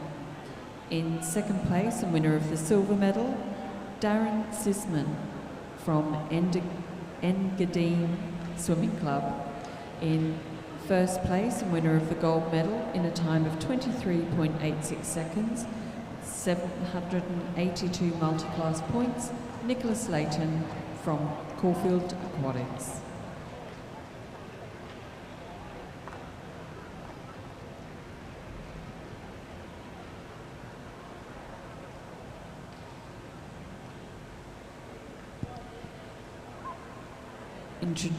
Introducing the swimmers for event 46, the men's 200-metre backstroke A final. In lane 0, Will Sharp from Nunawading. In lane 1, Zach Dell from Club 37. In lane 2, Evan Chee from Nunawading. In lane 3, Tom Barden from Great Britain. In lane 4, Kane Follows from Neptune Swim Club. In lane 5, Stuart Swinburne from City of Sydney Aquatic. In lane 6, Marius Bowl from Carlisle Swimming. In lane 7, Campbell Wilson Moran from Caulfield Aquatics. In lane 8, Seabom Lee from Sopak Swim Club. And in lane 9, Clancy Luscombe from Marion.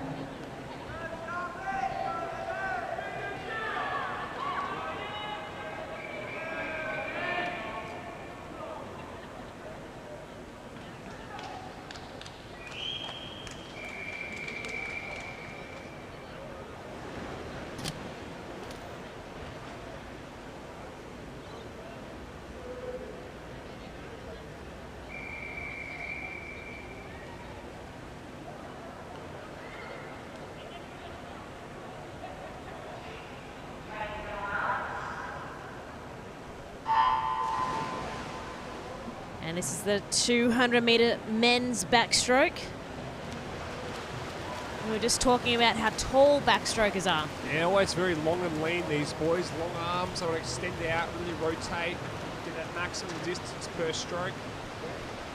I know some swimmers talk about that can really hurt the legs a lot. Sorry, Chelsea, go on there.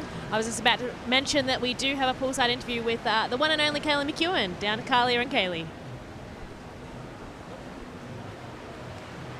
Now guys, I'm down on deck with someone who definitely doesn't really need an introduction at all. The golden girl of world backstroke, Kaylee McEwen. You've just won our 100-metre backstroke final tonight in a new Victorian all-comers record. What's it like to be down here racing in Melbourne? Look, it's the first event of the year that we're kind of getting in and racing. I love to race, so it's great atmosphere here. I mean, the weather's really nice. It's a bit cold for a Queenslander, but, you know, I love racing and, yeah. Now, I was speaking to your coach, Michael Boll, just yesterday, and he was saying that you guys got straight off the flight into the pool for training. You're definitely still doing some hard work to set yourselves up for trials later this year. How are you feeling in the lead up? Are you feeling like your performances are setting you up for a good meet this year and making the Olympics again and performing there? Look, I'd like to say yes, but you never know what can happen between now and June. There's so many things that could happen, but I've just got to put my best foot forward in training and in racing and see where that gets me. Absolutely. And now I have a funny question to ask, because I did hear a rumour that sometimes your dog comes along to training. Is this true? He used to come along to training, but he doesn't anymore. He's my favourite little guy, so keep a lookout on Instagram because he's always on there. Awesome. Well, thank you so much, Kaylee, for your time, and good luck for the rest of your swims this weekend. Thank you very much. See you later. Thanks, guys. All right, coming in the wall now is in lane 4 there is Kane Follows. He's got 1:58.59, so he has gone under that 2 minutes. He's dropped 2 seconds off what he went this morning. It's a great swim. Sitting in second place there was Seabom Lee, the Olympian over there. The smoker over in lane 8. Gone 1:59, also going under that 2 minute mark. In third place there, Marius Boll. Let's move on now into our B final.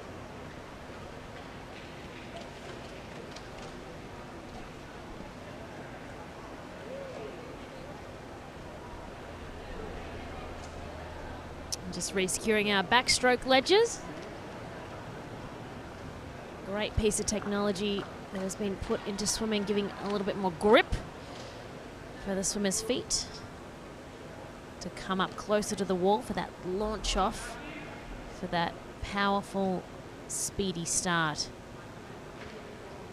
And so our B final just about to get underway, but first our results up on the board, and it was Kane Follows 1:58.59. Yeah, taking off just over a second of his heat time this morning. He's got the gold. And as you can see from down the bottom, some waves from the crowd. Lots of family and friends here at MSAC, cheering on all our swimmers. And a big thank you to everyone being part of our Opens. Alrighty, so our B final underway here. Some familiar names so far: Marco Sasanto, Noah Millard, Jack Morrow, James McBride. We've called these names fairly often at Victorian Championships, and Noah just won the 8 free probably about half an hour ago, so to get up and go again in the 2 back, and he's also got the 2 free later on, so busy program for him tonight.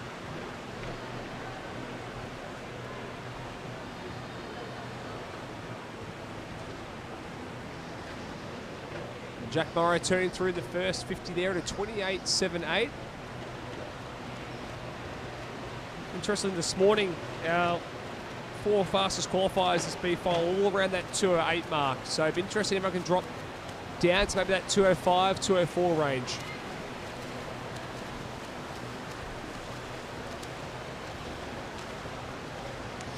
And so, Tim, how do you curate that beautiful long stroke without rotating too much?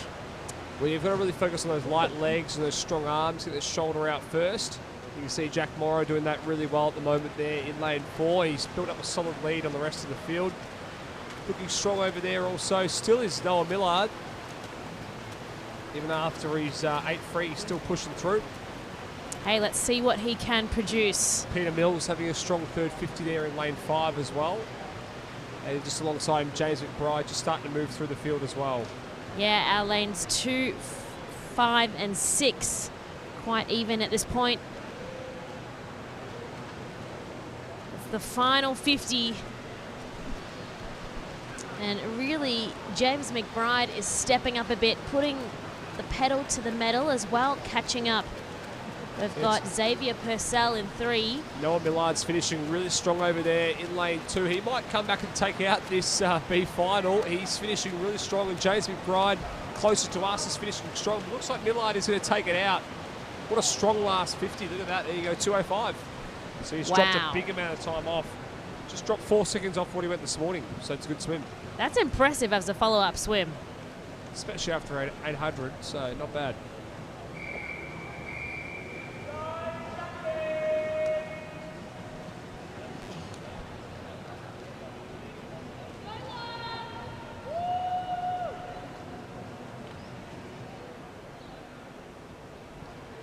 Announcing the medalists for event 45, the women's 100 metre backstroke. In third place and winner of the bronze medal, Alyssa Burgess from Breakers WA. In second place and winner of the silver medal, Olivia Lafoe from Nunawading. And first place in a Victorian All-Comers Championships record time of 58.19 seconds, Kayla McEwen from Griffith University.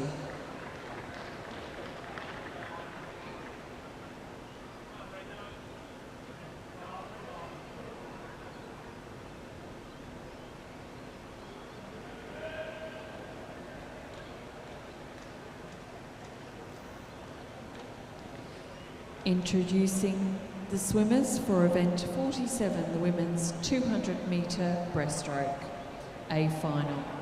In lane 0, Jasmine Lyles from Phoenix Aquatics. In lane 1, Lily Koch from Nunawading. In lane 2, Alana Torrance from MLC Aquatic. In lane 3, Riddell Smith from Nunawading. In lane 4, Tara Kinder from Melbourne Vic Centre. In lane 5, Michaela Smith from Griffith University.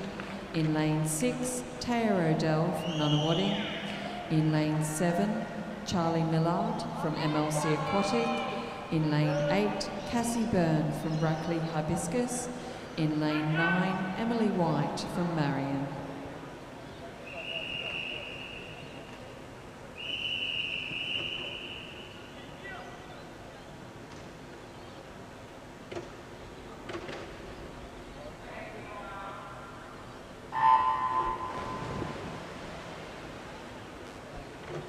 Alrighty, so Chelsea, 200 breaststroke underway here. Tara Kidd is probably that one to watch there in lane 4. Traditionally been a really good 200 breaststroker and IM swimmer, but Riddell Smith and Michaela Smith either side of her, the two sisters, they'll push her all the way through. Yeah, I'm interested to see Riddell's performance tonight, because last night she just came second. She got the silver in the 100 breast just behind Kayla McKeon. Yeah, well, Michaela's probably known for more of her speed, so you expect her to attack this first 50 and 100 and then try and hang on, but Riddell and Tara haven't got as much front-end speed, but you expect them to really build through that second 100 and probably come over the top of her.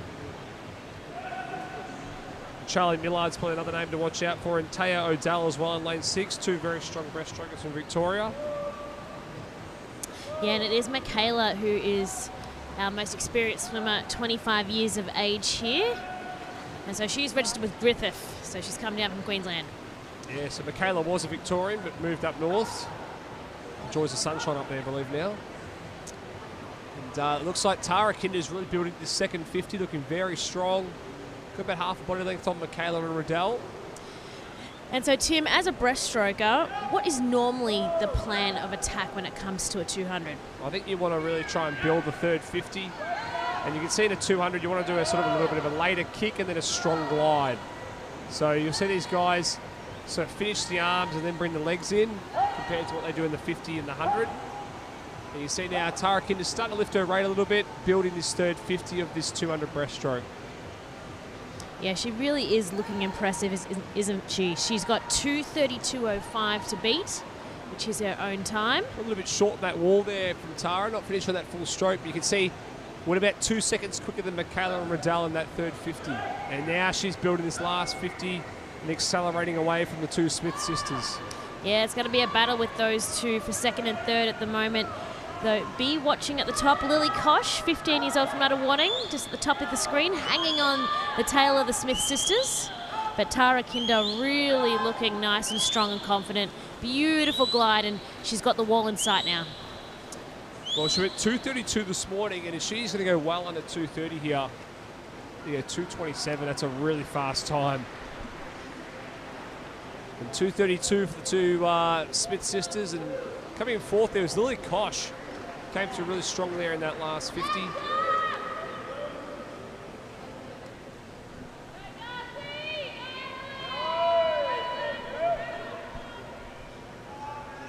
Yeah, that was a good race. Tara should be impressed with that. And then now we have our B final. So our swimmers just to the side on the lane ropes. Here's our results.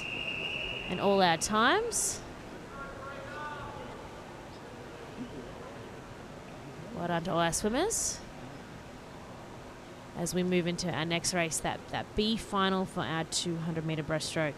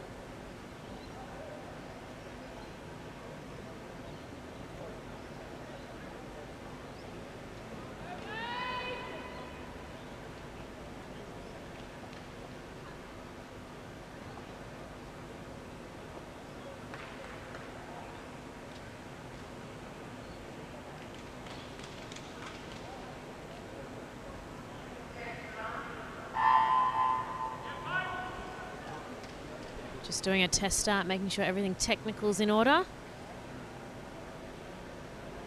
And we've had 865 athletes enter for this weekend. Pretty amazing. Good to see them all out. Here's our B final. All right, our B final's underway. We're going to hand it over to Kayo on poolside. I believe she's got another keen swimmer to have a chat. So we'll just hand it over her in a second while our B final gets underway. Yeah, I think they've just got to organise a couple of things on pool deck before they get to that interview, but setting it up as we speak with our B final underway. So looking quite impressive already in four. Yes, yeah, 16 years old from Surrey Park. Yeah, looking nice and relaxed too. She comes in, turns in there at a 35, so out really fast in this first 50. And we hand over to Kayo now, poolside. Alrighty guys, now I'm down here on deck with Izzy Osborne, who's one of our up-and-coming junior superstars. She was the youngest swimmer in the field in the 100-metre butterfly tonight, racing up against Olympian Emma McKeon. Now, Izzy, you really shot onto the stage last year at Nationals, coming home with some medals. How do you set yourself up for this season, and what are your goals leading into Nationals in April? It's a good question. I want to be able to perform as well as I did last year. I want to be able to keep moving forward. So for me, that means PBs. I'm not as worried about medals, but as long as I'm getting faster, improving, that's what matters to me. And what's it like having the opportunity to race these elite athletes and superstars? I saw you were next to Emma this morning in the heats, and she actually spoke to you. Does it make you nervous? Does it get you excited? Tell me a little bit about what that's like. I love it. I think having that level of competition here really increases my will to perform. So I think having her with me, I can watch her go out, and obviously she's so far in front of the pack, but it's awesome just being able to chase and then getting to chat to her at the end. It's exciting. You've done such a phenomenal effort. You had the 50 yesterday, you had the 100 tonight, we have the 200 butterfly tomorrow. How do you keep that mental motivation when the distance just keeps increasing over the weekend? Yeah, look, 200 on the last day is always a bit rough, but it's just, I have to separate it in my mind. I have the 50 and then the 100 and then the 200. And it's a new day and you just got to keep rolling with it. Just take it as it comes. Well, we're really looking forward to seeing what you can do tomorrow and what the future holds. Good luck at Nationals and good luck for the rest of this competition. Thank you. Thanks, guys. Nice one, Kayo and Isabella. And we've got a great race on our hands just here. We've got Bridie Quayle in 2 and Piper Bryan in 3. Really have just pushed it ahead in this final 50. Don't be forgetting lane 6 though. We've got Amelia Valic from Yarra Plenty, but it is Bridie Quayle. Nicely done, 2:42.40.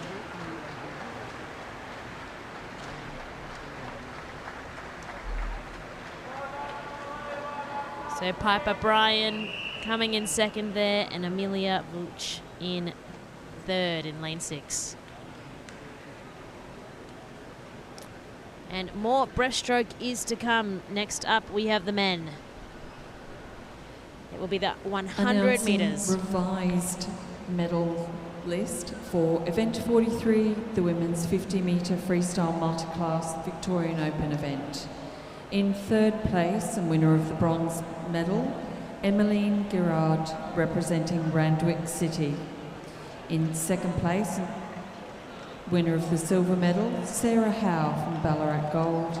And in first place, winner of the gold medal, Yasmin Bella Yowns from Bankstown Sports. Announcing the medalists for event 46, the men's 200 metre backstroke.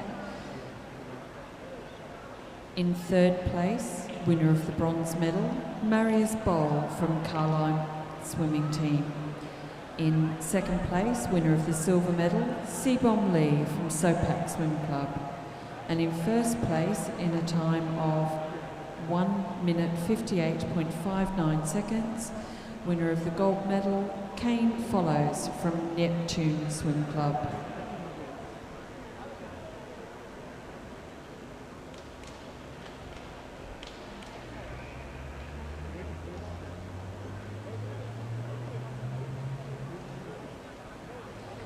Introducing the finalists for event 48, the men's 100 metre breaststroke, A final. In lane 0, Jun Yop Kim from Korea. In lane 1, Josh Gilbert from Club 37. In lane 2, Adam Selwood from Western Melbourne Propulsion. In lane 3, Matthew Wilson from Sopak. In lane 4, Cameron Jordan from Bendigo East. In lane 5, Joshua Yong from WA West Coast. In lane 6, Haig Buckingham from Sopax. In lane 7, Yuya Hinomoto from Japan. In lane 8, Daniel Kay from Caulfield Aquatics. And in lane 9, Nicholas Stupas from Caulfield Aquatics.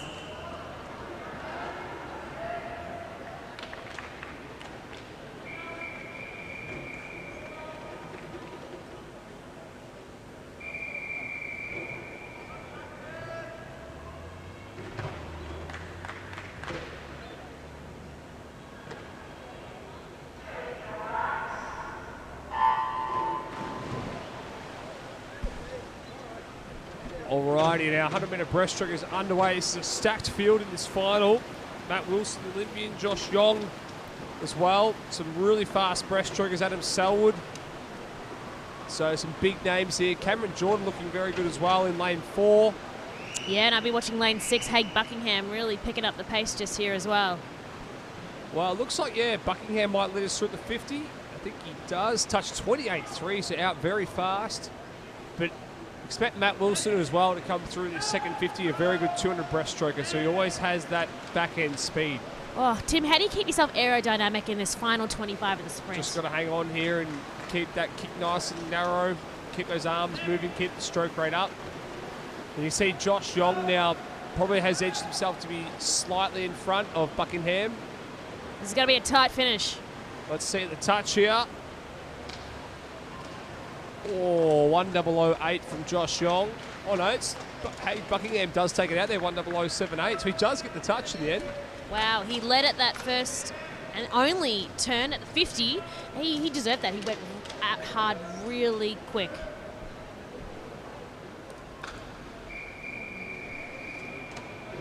Yeah, sorry, went out hard early, I should say, and it paid off.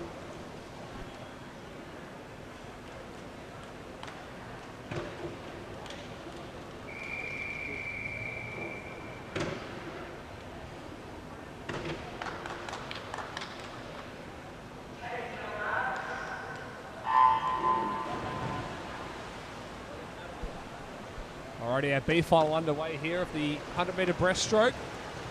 Good start there in lane 5 from Halloran Lavelle. Kieran Jal Singh there as well, the famous Sri Lankan breaststroker there in lane 6, having a good swim. And also the big man himself, Calvin Reid, in lane 3, a very good 100 metre breaststroker. Josh Signor having a good swim over there in lane 1 as well. But it looks like Big Calvin's leading through the 50, followed by Signor and Kieran just Singh in third. Yeah, they've really stretched it out just here after that final turn. So Callum Heller and Lavelle and Jacob Nemo starting to push through, but I think Calvin looks pretty strong at this point with 15 metres to swim. I think he's going to hang on and take this one out pretty comfortably. Yeah, absolutely, but I reckon it's a battle for that second position. 5 swimmers across the pool now. Yeah, 1:02.9. So it looks like in second place there was Jacob Nemo, and third was Kieran Jasing, the Sri Lankan god.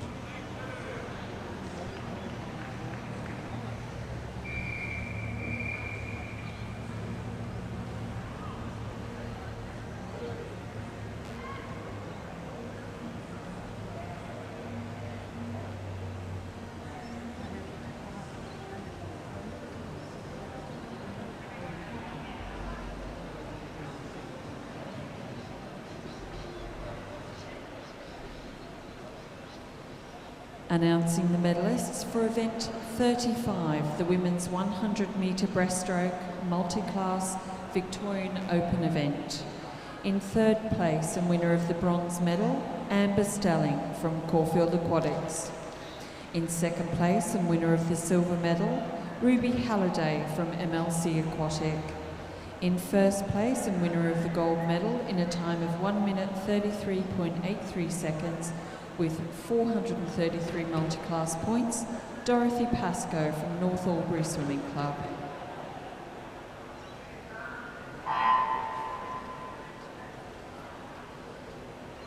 Announcing the medalists for event 47, the women's 200 metre breaststroke. In third place and winner of the bronze medal, Riddell Smith from Nunawading. In second place and winner of the silver medal, Michaela Smith from Griffith University. And in first place, winner of the gold medal in a time of 2 minutes 27.52 seconds, Tara Kinder from Melbourne Vic Centre.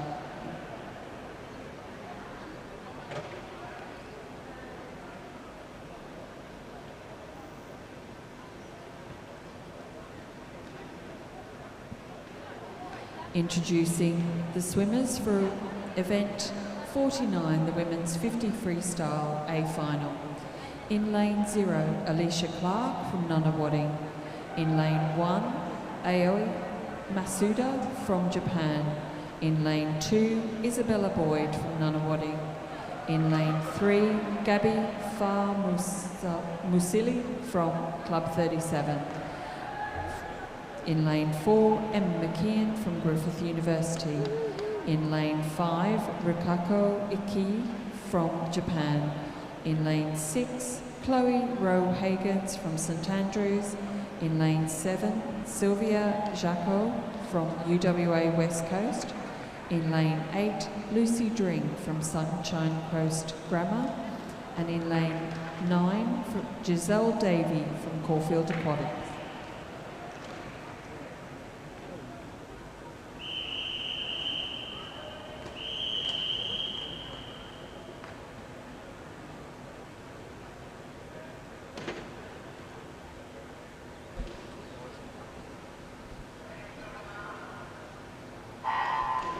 Alrighty, 50 freestyle underway, and we get to see the battle between Rikako and Emma again. And Emma had the best of the starts again. Look at that, well out in front of this 50. Yeah, they've been battling it off in the fly. Rikako got the 50. Emma got the 100 tonight. Can she put another one? And Emma has absolutely blitzed this field in this 50 freestyle. She's going to win easily. And look at that, 24.6. That's a fast time. Rikako in second, and Gabby there, New Zealand in third at 25.68.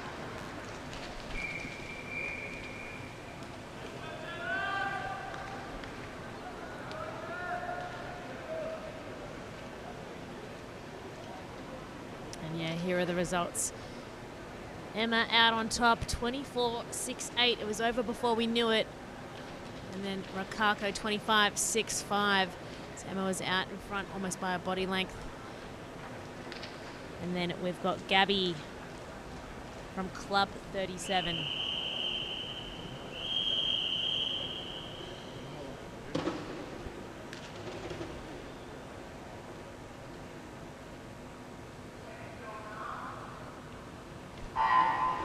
So the B final underway here. Special mention over there, we've got a couple of younger swimmers, Annie Steele and Liliana Jones, 14 and 15. So really hard to see who's leading. It might be lane 4 there, Eva Allen.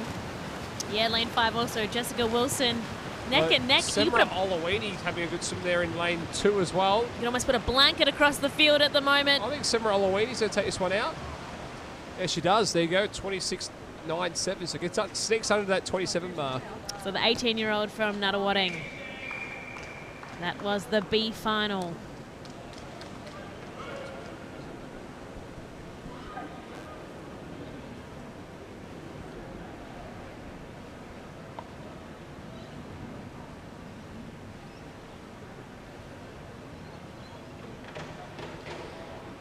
Announcing the medalists. For event 48, the men's 100-metre breaststroke. In third place, winner of the bronze medal, Cameron Jordan from Bendigo East Swimming Club. In second place, winner of the silver medal, Joshua Yong from UWA West Coast. And in first place, winner of the gold medal in a time of 1 minute 00.78 seconds, Haig Buckingham from Sopak Swim Club.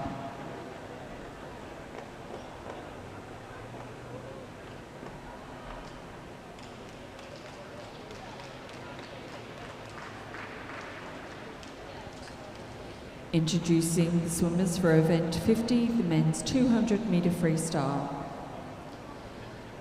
In the A final, in lane 0, Silas Harris from Nunawading. In lane 1, Joshua Edwards Smith from Griffith University.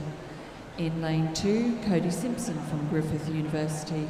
In lane 3, Noah Millard from MLC Aquatic. In lane 4, Cameron Bladen from Tiger Sharks. In lane 5, William Yang from Sopak. In lane 6, Johan Szymanski from Highlanders. In lane 7, Carter Swift from Club 37. In lane 8, Ji-Hoon Kim from Korea. In lane 9, Zach Reed from Neptune Swim Club.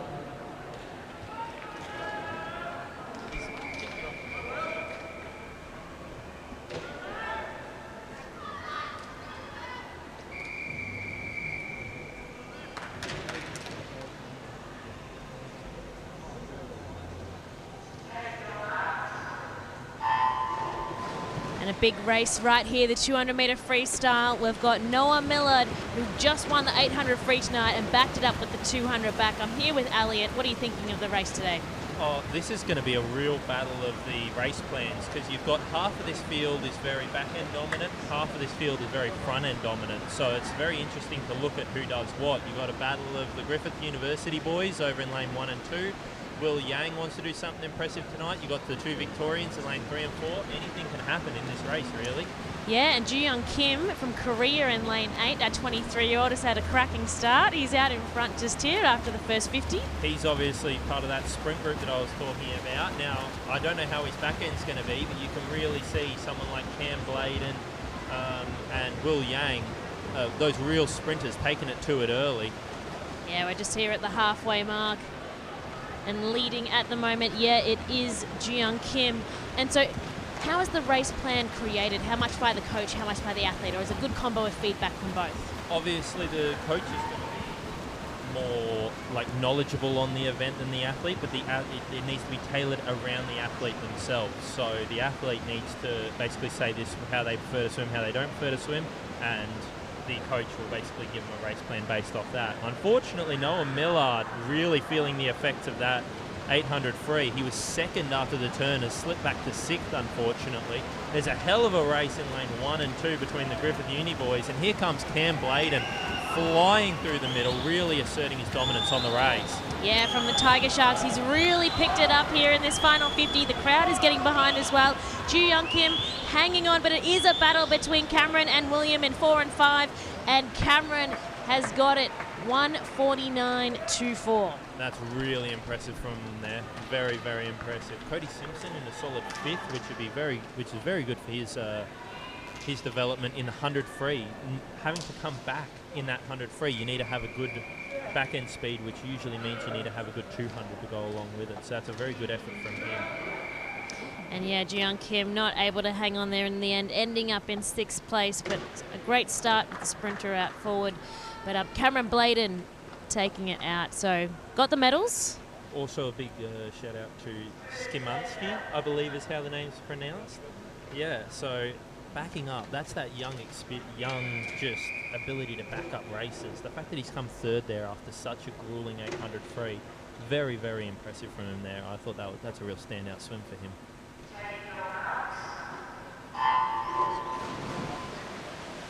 And here is the B final, and it's been really good, Elliot. We haven't seen many of our athletes pull out with so many events that they enter. Everyone has been swimming their races.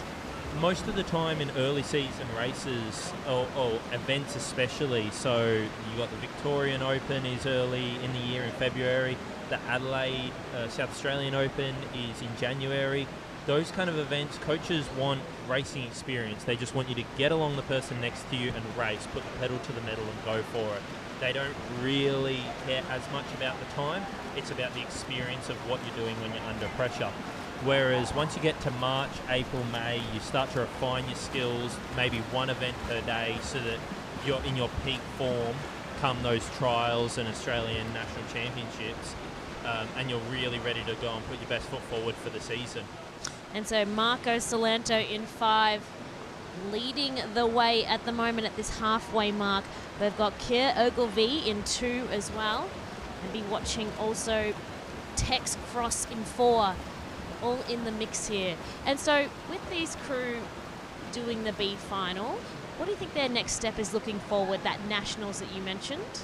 So someone like Marco Sasanto, he'll be really using this as this just event is actually Rowan Wayne from Yarra Plenty Waves. Anyway, Marco Sasanto, he'll be using this just as like almost a training run. So he's a very talented IM breaststroker, and obviously he's been working a lot in his freestyle during the seasons. I know he was working on it a lot last season, and it's starting to really pay off now with how well he's doing here, because this is not a completely inexperienced field. You've got people like Lachlan Jackett-Simpson and James McBride in the outside lanes. Yeah, well, Sasanto 1:52.59, knocking off just 2.5 seconds from this morning's run. It's also a good chance for these younger guys to get experience in that B final. That is the point of the B final, so that these up-and-comers can transition into that A final. That's what they want to be trying to do. When the people who are more experienced in that, who might be in the B final, like Lockie Jackett-Simpson, James McBride, and Marco, Announcing the medalists those for kind of event guys. 49, the women's 50-metre freestyle. In 3rd place, winner of the bronze medal, Gabby Farmausili from Club 37.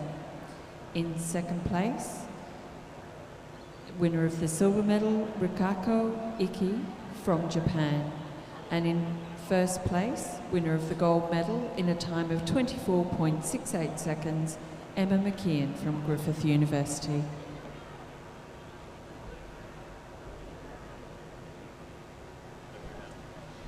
And so then, Elliot, in terms of recovery, it's the 2nd day of Opens at the moment. Once you finish your race, you go home for the night and you've got to still race tomorrow in another event. What would be the process our swimmers would be taking? Yeah, 90% of recovery should be happening within 20 minutes of you finishing your race. You need to be eating something, drinking something, replacing the energy you've got Introducing rid the of. swimmers for event 51, the women's 100-metre freestyle multiclass World Para Swimming event.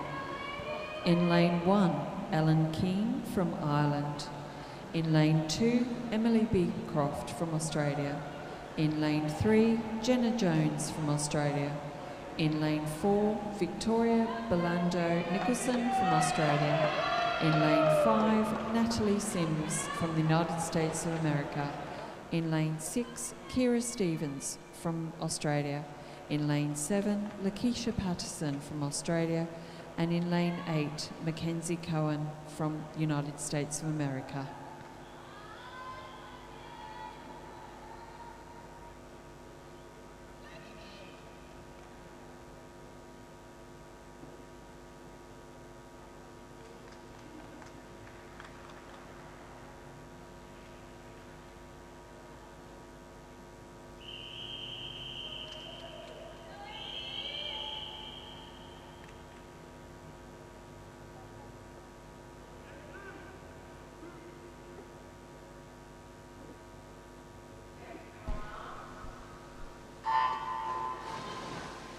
So we're back to our World Para Series, the 100-metre freestyle. So lots of different classifications again, which we've seen across all of our races here tonight. And we've got Australia, Ireland, United States, all in the pool right now. So S9, S12, S10, S7, that's the brackets we've got here. And having a really good swim here at the moment in lane 6, we've got Kira Stevens. And in lane 3, we've got Jenna Jones, who's leading the pack at the moment. Pretty tight across the field there in that first 50, wasn't it? And so it'd be interesting to see who then takes out the second 50, but looking really strong there in lane 3 is Jenna Jones. Yeah, we will be looking at the points. Look how close the actual race is at the moment. Love this fierceness that's coming out of the pool. Definitely. Now it's all about that point score, so let's see what these guys score in terms of their points. Hitting the wall first, it's Jones. She's got 761 points on the score, but there is someone that's above her. Oh, there you go, over close to us. So Mackenzie Cone takes it out there. So she was in lane 8. She's an S7 from USA. Has got the gold there, bottom of the pool. As you can see, got the black cap on. She's going to be walking away with that gold medal. Announcing the medalists. Awesome stuff. Announcing the medalists for event 50, the men's 200-metre freestyle. In third place, winner of the bronze medal, Johan Zemansky from Highlanders. In second place, winner of the silver medal, William Yang from Sopak. And in first place, winner of the gold medal in a time of 1 minute 49.24 seconds, Cameron Bladen from Tiger Sharks.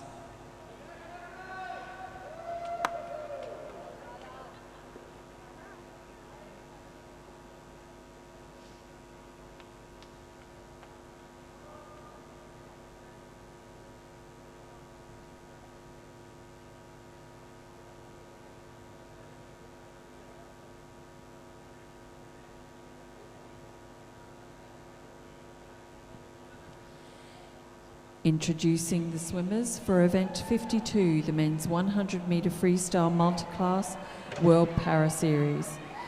In the A final, in lane 1, Callum Simpson representing Australia. In lane 2, Ricky Bettar from Australia. In lane 3, Jack Ireland from Australia. In lane 4, Rowan Crothers from Australia. In lane 5, Thomas Gallagher from Australia. In lane 6, Alexander Tuckfield from Australia. In lane 7, Alan Ogorzalek from Poland. And in lane 8, Luo Jianbiao from China.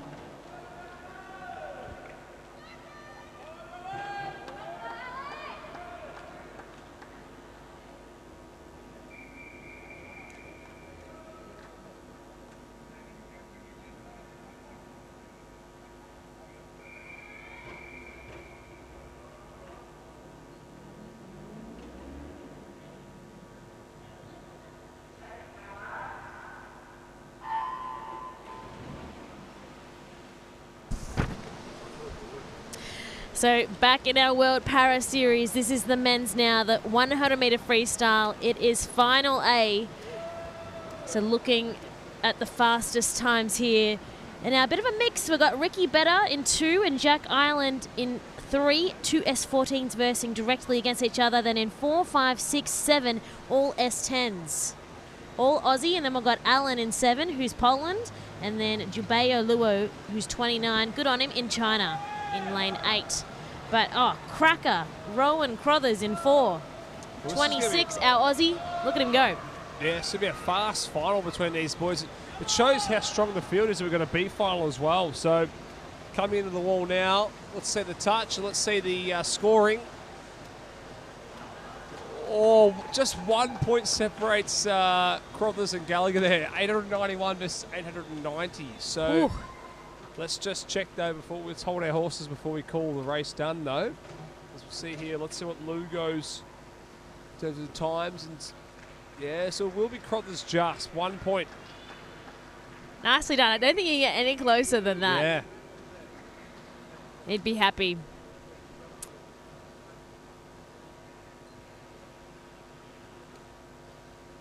And so also collecting all of these points from the wins and positions here, going towards their overall spot in the World Para Series. Started off in Aberdeen in Scotland, start of February. Here we are in Melbourne. It's the 5th time that we've held it here at MSAC. And then next month they're going to Italy.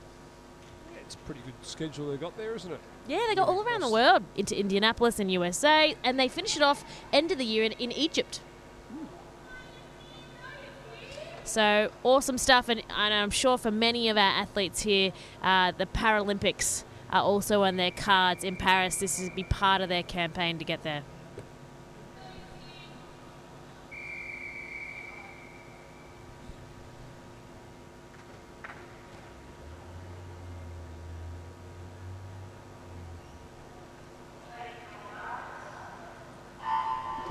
Alrighty, so Chelsea, our B final underway here. And look across that field, we've got sort of 4 guys for that S14 category. So those 4 boys are really interesting who can take out this B final. And yeah, really giving it a good go. Jake Michael in lane 7 from Oz, and also in lane 2, look at the top, Yassine El Demadash from USA. So he is S10, a lot of S14s as you mentioned. But then after the turn, we've got Liam Schulter in lane 4, leading the pack now.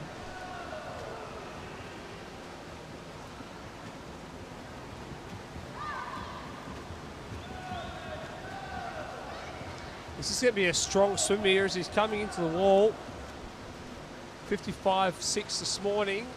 And there you go, 54.7. So he's got 716 points there, although looks like lane 6 there. Yeah, that is Alex Safi. Yeah. 723 points, leading at the moment. And he does take out that B final.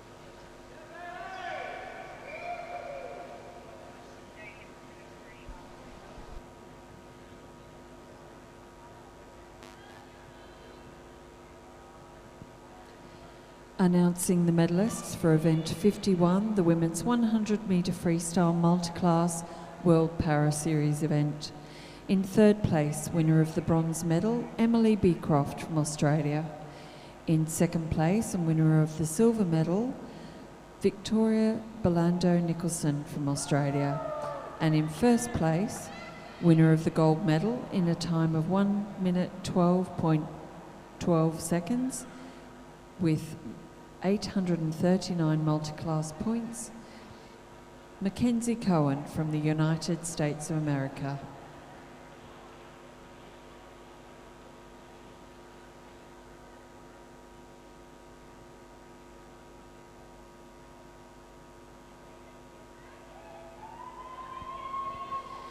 Introducing the swimmers for event 53, the women's 100 metre freestyle multi-class Victorian Open event.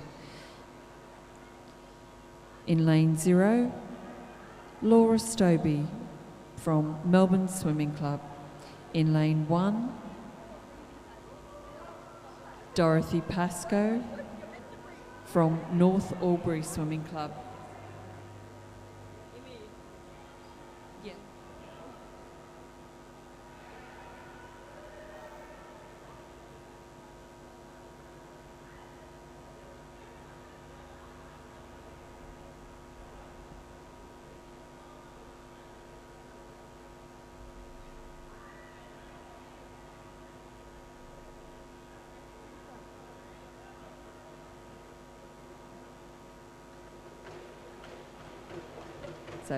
Introducing the swimmers for event 53, the women's 100 metre freestyle multi-class Victorian Open event. So lane 0, Laura Stobie from Melbourne Swimming Club. In lane 1, Dorothy Pascoe from North Albury Swimming Club. In lane 2, Anna Layton from Ballarat Gold. In lane 3, Kiralee Clark from Good Life Community. In lane 4, Yasmin Bella Youns from Bankstown Sports. In lane 5, Sarah Howe from Ballarat Gold. In lane 6, Chloe Osborne from ACU Blacktown. In lane 7, Emmeline Girard from Randwick City. In lane 8, Amber Stelling from Caulfield Aquatics. And in lane 9, Madeline Fox from Ivanhoe Swim.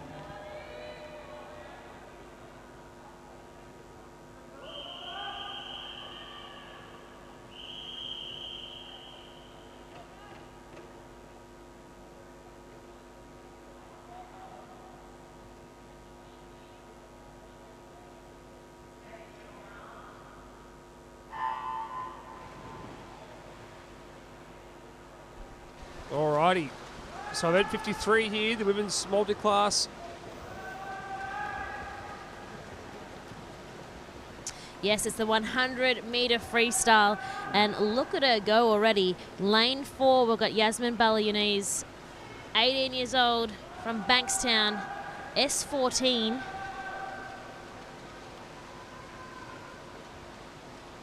Yeah, so she's going to turn in front of 31.3, out nice and fast alongside her there, though. Howe looking quite strong. Sarah Howe turning in a 33.24.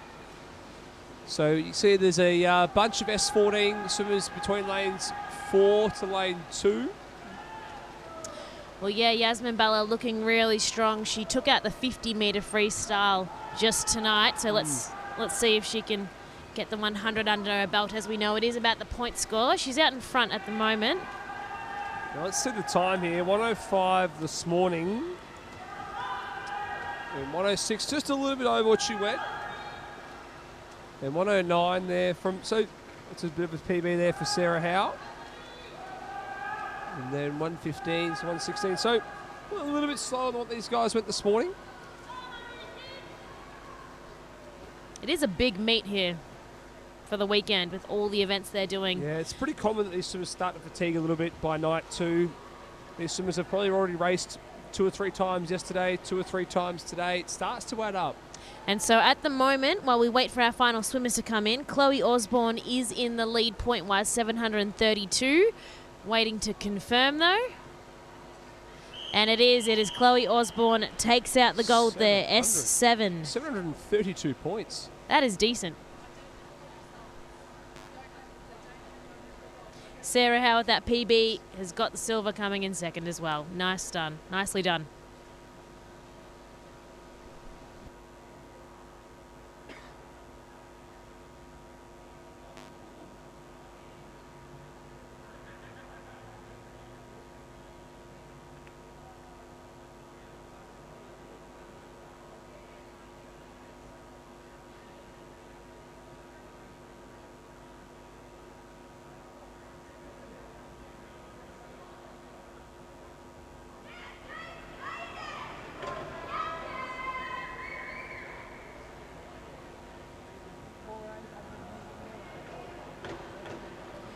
Introducing the swimmers for event 54, the men's 100-metre freestyle multi-class Victorian Open event. In lane 0, Kelvin Tran from Oasis Otters. In lane 1, Dominic Hoggard from HOSC. In lane 2, Hamish Keenan from Western Melbourne Propulsion. In lane 3, William Martin from Nudgee College. In lane 4, Declan Budd from Knox Pymble. In lane 5, Nicholas Layton from Caulfield Aquatics. In lane 6, Riley Blitz from Geelong Swimming Club. In lane 7, James Logan from Geelong Swimming Club. In lane 8, James Hayden from Club 37. And in lane 9, Bradley Doolan from Geelong Swimming Club.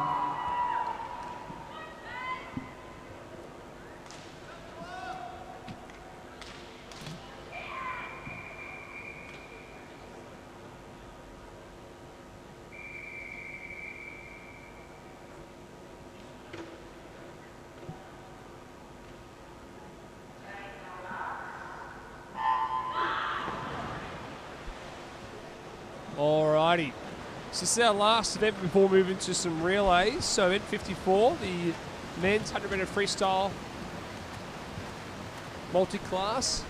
And we'll see what these guys go out in here in this first 50. It looks like it's Mr. Layton there in lane 5.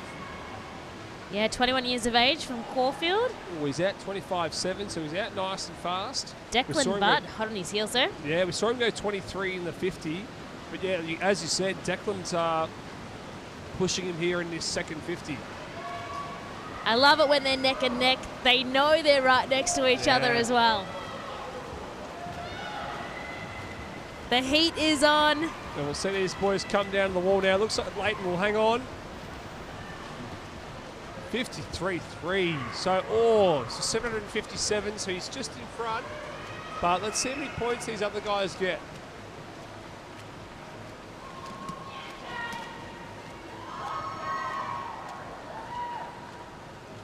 So Bradley Doolan over here coming into the wall. So as it stands, it is Leighton, S15 with 757 points at the moment, leading out in front above Bud. And they've got it, gold and silver there.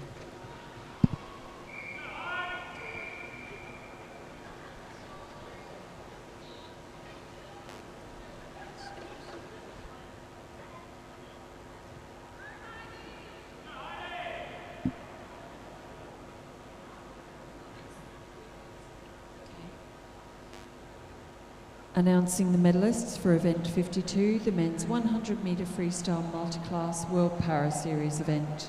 In third place and winner of the bronze medal, Alexander Tuckfield from Australia. In second place, winner of the silver medal, Thomas Gallagher from Australia. And in first place, winner of the gold medal, in a time of 52.63 seconds with 891 multi-class points, Rowan Crothers from Australia.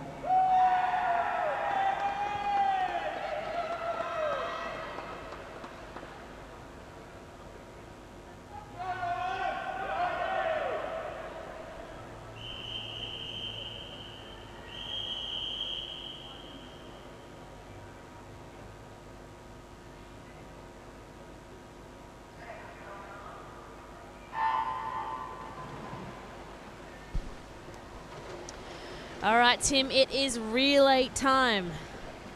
Yeah, so we've got two heats of this one, the 4x200 freestyle relay. And three teams in it, Propulsion, Yarra Plenty and Rackley. So for this first heat, just putting a time on the board and putting some pressure on heat two and seeing how many points they can score. Maybe snag a medal, who knows? Quite even there in the first 50.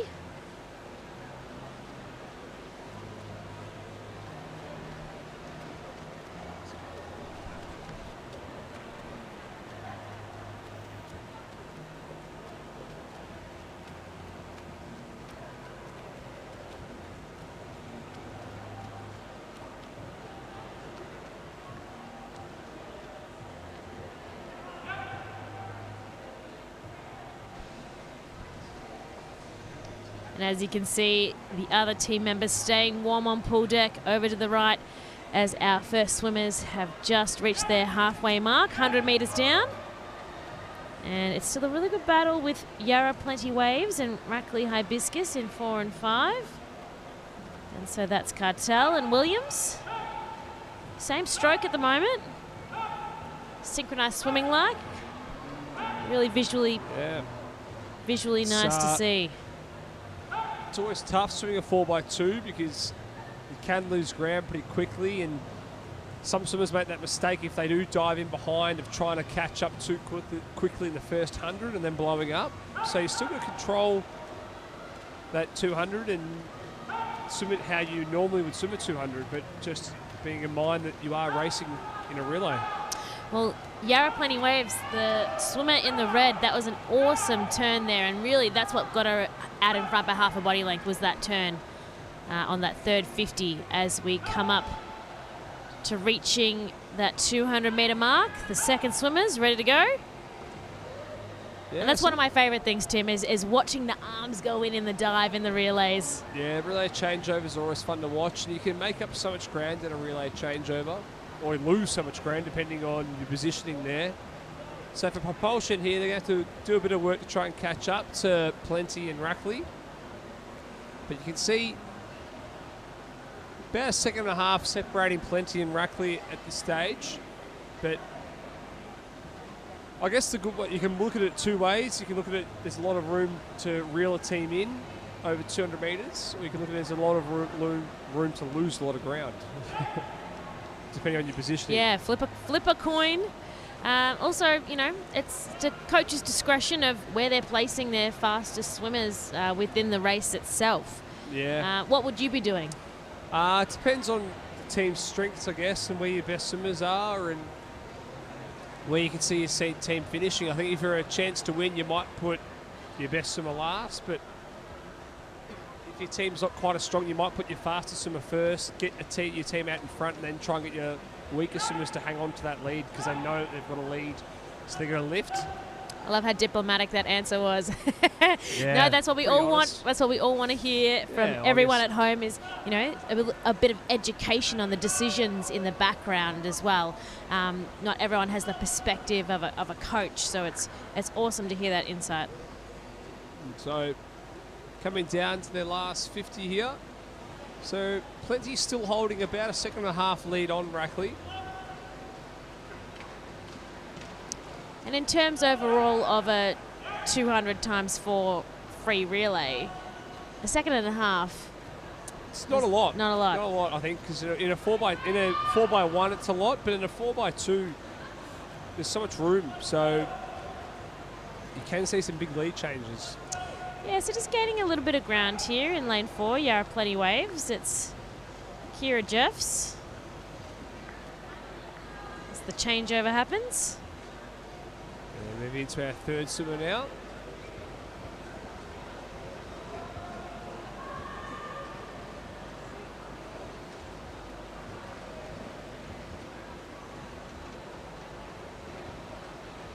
And this is an awesome event. We've got all our signage up. We've got our sponsors. Our merchandise is by Swim Merch. We've got sports accounting up on our board. Swimming Victoria. This is all brought to you by Swimming Victoria, this event. So a big thank you to all our volunteers, our technical officials as well, that rotate for every session. We do development programs with them. They've just had one earlier in the week. A few of them I was having a bit of a chat with. And there's a lot that goes on behind the scenes.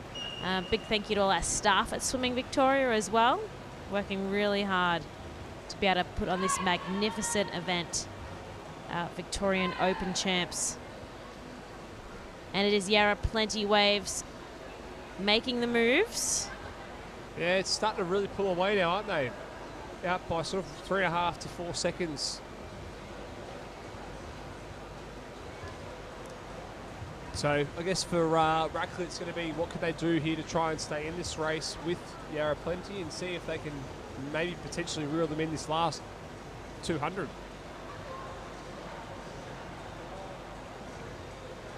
And so, Tim, you've got fond memories of relays. Mm. Yeah, the IM relays. I think the 4x100 freestyle is almost the most fun. Although, depends. I think 4x50s can be fun too. They don't hurt as much. Oh yeah, they're a bit chaotic. Yeah, they don't hurt as much. That's the key. But I think it's. I feel like the 4x100s are always probably the best ones to do, the medley or the freestyle. I think with the 4x200, it's a little bit harder because the distance can sort of separate quite quickly. I think a 4x1's always a little bit closer. And so coming down now to our last swimmer for Yarra Plenty. And so we've got a couple of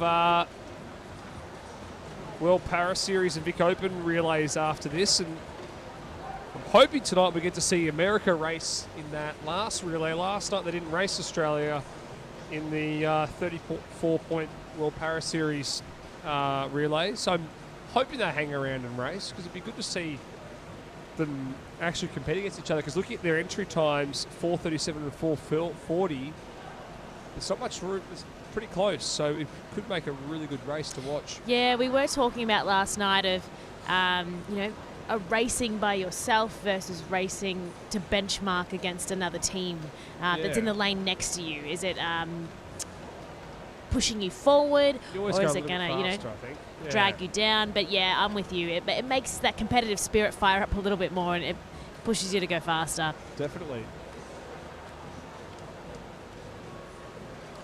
All right, final 100 here for Yarra Plenty. And then Rackley Hibiscus doing well. That they're probably sitting in about where they would be compared to their seed times. So as expected, nothing in terms of too many big surprises here. No, I think when you look at their entry times for this one, Yarra Plenty were entered 14 seconds faster, so you expected that they were probably going to pull away at some stage here, having a stronger team. And they are now out to a solid lead, and we'll see how many seconds it is in front. Probably not 14, but it's definitely a substantial margin. So it's about 9 seconds.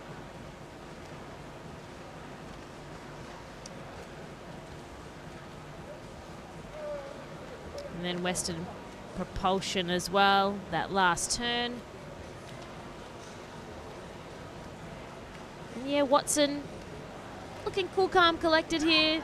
Yeah, just a little bit over their entry time. It was 8:50, and they've gone 8:56 here, so just a couple of seconds over. Looks like Rackley are going to go probably a little bit over their entry time of 9:04. They've gone on their time. And in comes Western Melbourne Propulsion now. And the cheers from the teams as well. Yeah, so 9:16, just a little bit over their entry time.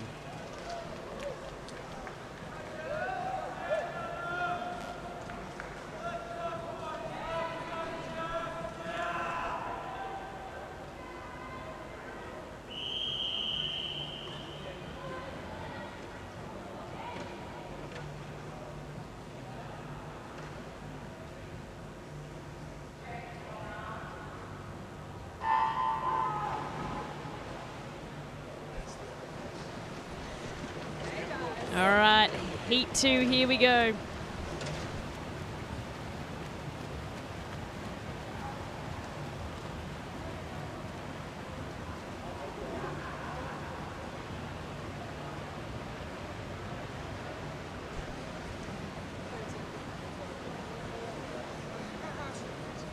All right, going through our teams that are currently in the pool. We don't have Melbourne Swimming Club in lane 0, but in 1 we've got Melbourne Vic Centre. In 2 we've got Surrey Park. 3 Nuttawading Nuttawading B team, because Nuttawading A team are in lane 4. 5 MLC, 6 Melbourne, 7 Western Propulsion, and Surrey Park, the B team, in lane 8. Mate, that was elite.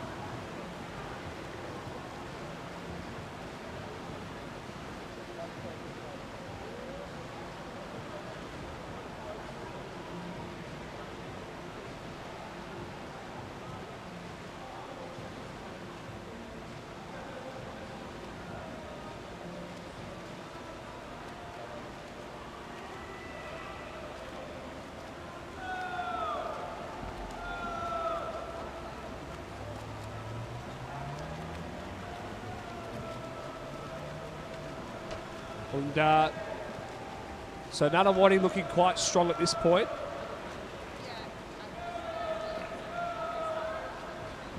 And we've got Longman Elliott back over here for this relay. You were a bit of a relay man back in the day. What were these guys looking at doing in this 4x2? 4x2 is, listen, relays are always fun. Respectfully though, 4x2 is the worst of them. I did say to Chelsea that actually before. She said to me, what was your favourite relay? And I said, probably not the 4x2. Anything but the 4x2, because the worst part about this is your club puts you down. Yeah. You got 50-metre swimmers that just don't want to be there. They'll do anything to get out of a 200 free, and let alone have to wait for everyone else before they can actually see a result. Yeah. So, 4x2 was the only thing I ever used to get in because I was a distance swimmer.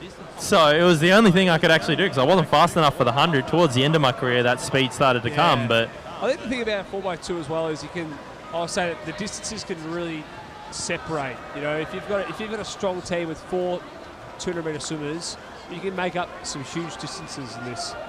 Yeah, exactly. So you see there with Nunna, they started off with 2 very strong swimmers, with Isa Boyd and Abby Kearney, I believe is how you said the last name. Now they're moving on to someone who doesn't necessarily do the 200 free in Olivia Lafoe. Yeah. Now she's a 200 and 100 backstroker, but this just goes to show like who you put together to make these kind of relays. It's not just necessarily specialists in certain events. It's hard to find 4 people that specialise in the 200 free. No, exactly right. And Death Taxes and Michael Skrodsky standing up on the other side of the pool. We love seeing the Scrod get up and about for relays. It's what he lives for, this man. I don't know anyone more passionate about an event. The leader is winning by 20 metres or so, and he's look at him, you can hear I him. wish the camera would go to Scrod over there. We could just get Scrod cam going. It would be a little bit more entertaining than some of the... He's getting behind these swimmers. He doesn't care where you are in the race. He wants you giving it your absolute all. Look at him. He's got one hand up. He's waving. You can see it in the top left of your screen up there. He's standing on a chair. I think I heard him demanding that chair before he even got... There is a good battle at least there in lane 5 and 6 at the moment. Actually, and lanes 2, 3 and 7 are all battling it out as well. So we've got some good battles going on in this 4x2. Yeah, definitely. And when you're in the water by yourself, and the field is as spread out as it is, it's hard to find people to race all the time, especially if they're not necessarily gifted 200-metre swimmers. You're seeing lane 6 there pull away a little bit from lane 5, just starting to build some separation, but I'm sure that the MLC team will finish nice and strong here. Yeah, definitely. Well, in a 200, there's a lot of room to make up, so... who knows? Definitely, and you can see Liv Lafoe here really powering, bringing that kick in. That kick's really working in the last 15 metres here. She's not giving up yet, despite her team being 20 metres in front. She's still giving it her all. She's all the way through to the wall. So last swimmer in the water now. And Melbourne Swim Club looking like they're sitting in second pretty comfortably. MLC in third. Excellent leg from the Melbourne Swim Club. It's really good. Clean, tidy changeover. You don't want to DQ yourself. The worst thing you can do is leave early in a race that takes over 8 minutes. Yeah, I think so. Well, I was saying before about the 4x1, those changeovers are probably a lot more important, that you really got to nail them a lot more in a 4x1 versus a 4x2. You've got more room in the 4x2. Watch out for someone like Tamsin Cook. Is that Tamsin Cook in lane 7? All right, well, here we go. She's going to absolutely motor home here. I'd keep an eye out for her to finish maybe almost she can in catch the up medals. to another one, yeah, who knows? Oh, who knows? Maybe she could put in the most Lazarus performance of all time. Who knows? It'd be an incredible performance if she could catch up all that. Jason Lezak. Oh, Jason Lezak, eat your heart out. It would hold nothing to Tamsin Cook here. She's really... And you can see the girl from MLC. The girl from MLC there is already starting to eat into some of that distance from the propulsion lead. So it looks like Judy Hussein Aman there in lane 5 has made up a lot of ground, as you're saying there, Elliot. So 100. I was saying before, though, in a 4x2, you've got to be careful that you don't try and go too hard in that first 100 if you have to make up ground. You're still going to try and control it and swim your 200. But Tamsin Cook has made up a lot of ground here. Yeah, this is what I'm talking about. No one's safe from Tamsin, my word. Yeah. She's powering through the field. Absolutely blown past the Nunna B team. We've got Jaws music here right now. Just coming down. She's really powering through it. And she's made up a lot of ground here. I think it's going to be too much for her to take on. Oh, wow. This is a great swim from MLC here. This is going down to the wire. She caught up another 2 seconds on that last 50. A second and a half to go. I think Tams is just starting to fatigue a little bit now. She's still making good distance, but Julia Hussain-Ahmad's really catching Can up. Melbourne Swim Club hold on here? It looks like they're going to do it. Tamsin's gotten close to the medals as well. Yeah, there you go. So Melbourne in second, MLC in third, and Propulsion there in fourth. Tamsin Cook, the only swimmer to drop a 31 on the last leg there. That was very impressive to look at. She caught up 2.5 seconds of the girls in front of her. That's what I was saying. Can't ride her out of the. That's an Australian team. Got her Dolphin number. I believe she was in the leadership group a couple of years ago on the Australian team for the Dolphins. She really well respected person amongst the swimmers and someone that they really. You want people like Tamsin, bubbly personality, very, great, kind-hearted person to be around.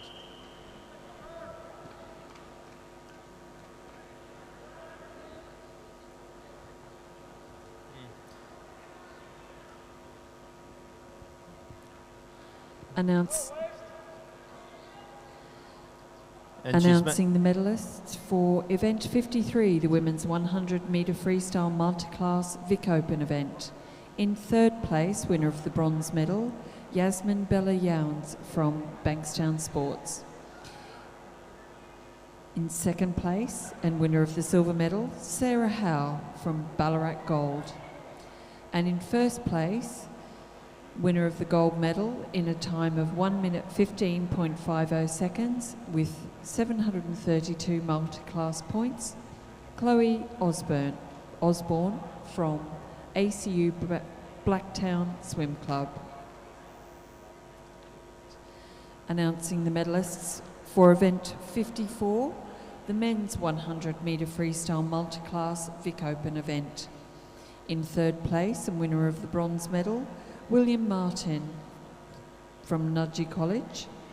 In second place, winner of the silver medal, Declan Budd from Knox Pymble. And in first place, winner of the gold medal in a time of 53.39 seconds with 757 multi-class points, Nicholas Layton from Caulfield Aquatics.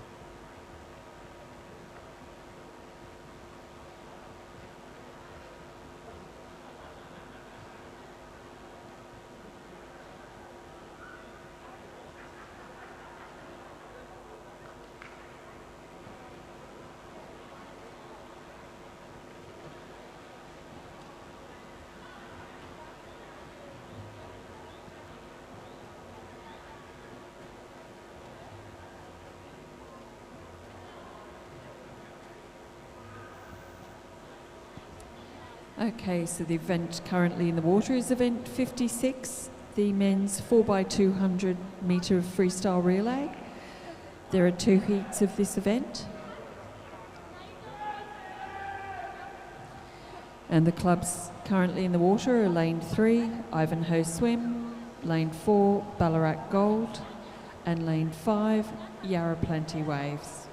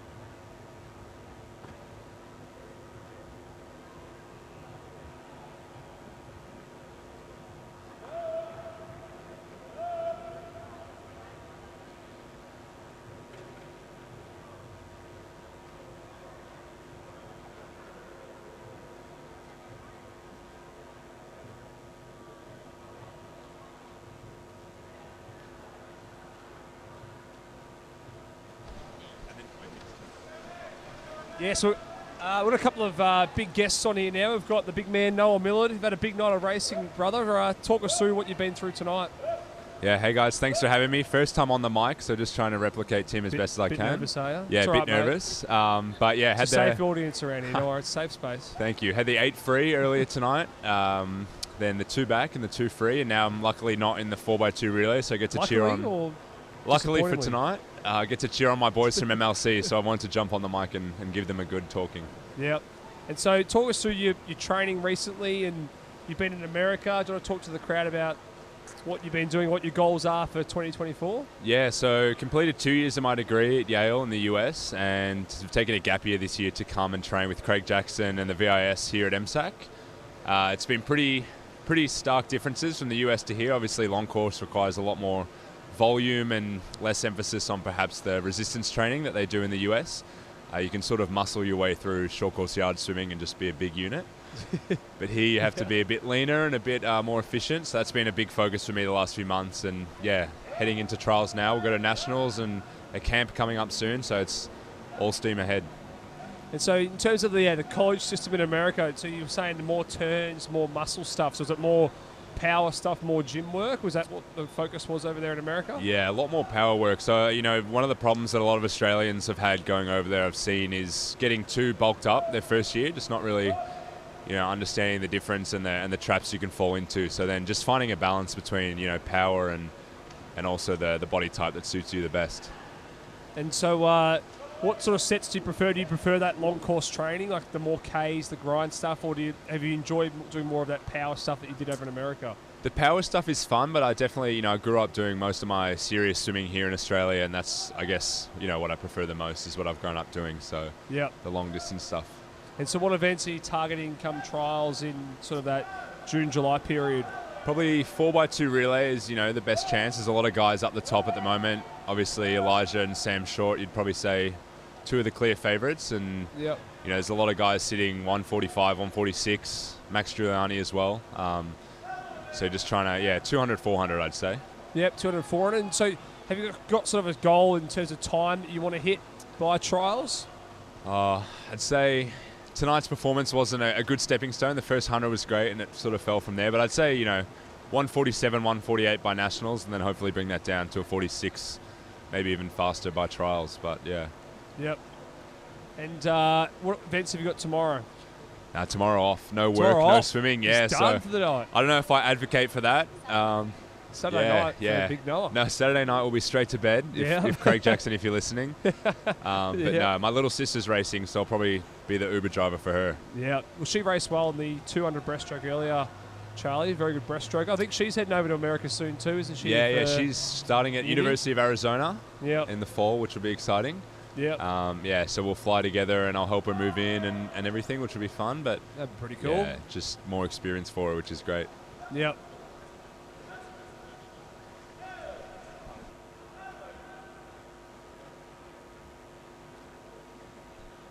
Yeah, so what was the process for you guys to get into moving over to America for college for swimming? Was it a decision that you've always wanted to do? Was it something that an opportunity came to you, someone offered it? Or how'd you sort of come about moving over there?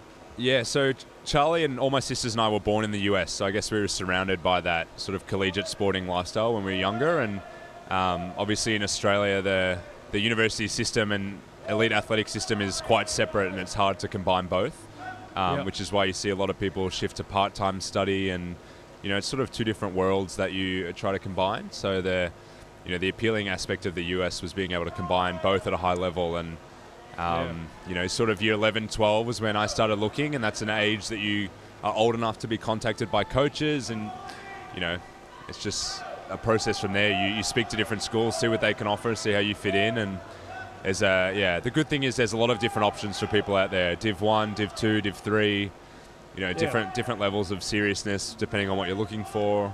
Highly recommend that. Swimming can open a lot of doors for you through Definitely. that. And so it looks like Yarra Plenty just touches out Ivanhoe there by 0.3. That's a pretty close 4x2, boys. That was one of my favourite races of the night. I was cheering that on silently. That was incredible to look at. Race, wasn't it? Very close for a 4x2. Yeah, I know. He swam over in the last 50. He had to put some work in. Yeah, he did. It was good. There's Xavier from Ivanhoe Swim really tried to break him at the 150 metre mark, and it looks like Mr. Kingston just didn't give up and finished nice and strong there. That was very impressive. Well, boys, we move on to Heat 2 here. And who are we thinking takes this one out, this 4x2? No one's touching Nuttawading. No one's touching Nuttawading. What about Caulfield there? They're a new sort of stacked team these days. They've gone and signed some big names recently. I don't know much about them. Do you know much about the Caulfield team? Caulfield, yeah, they newish club. Newish club led by Kenny Monk. They got a few good middle distance boys there. Obviously, starting with I think it's Harvey Lark who's going first off the gun. Sort of like the GWS Giants, getting all the big new names coming into the new league. Then you obviously taking out from the old traditional teams. Have Lockie Jacket Simpson going first for propulsion. He rumours had it he was complaining about a foot cramp before the race, so we'll see how tough he can be through the middle of this one. Well, if you had a foot cramp, it wouldn't be fun doing a 200 free.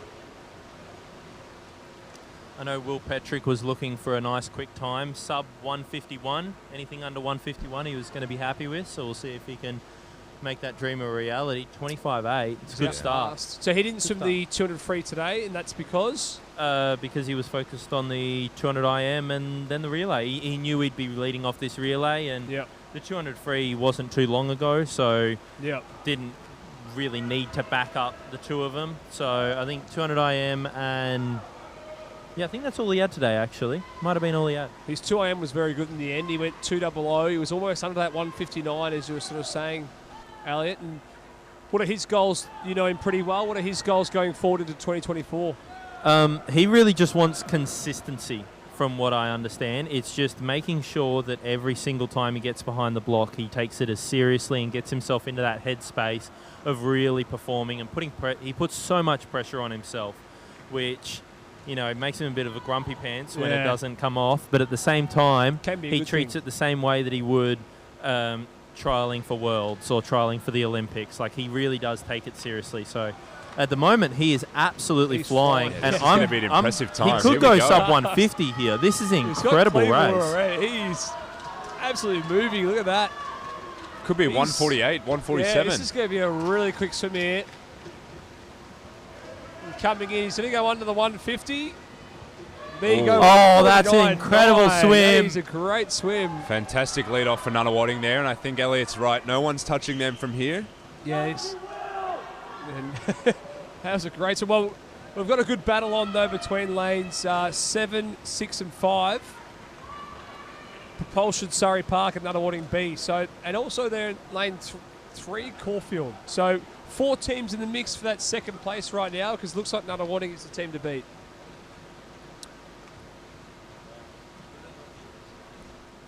So if you boys were both very good 200-metre freestyles, if you're in this situation, one of the teams where you're sitting back and you can see Nuttawading so far in front, would you try and go as hard as you can in that first 100, see what you can make up? Would you still try and consume your race controlled?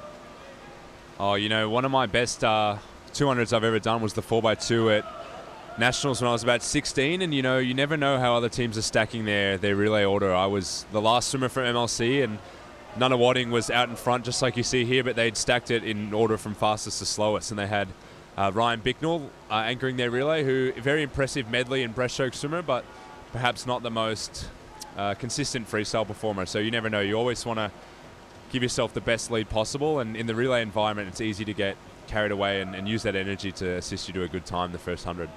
Something that was drilled into us at Nuttawading, especially by Rowan Taylor when he was head coach there, and now he's obviously head coach of the Australian team, so we enforced it there as well.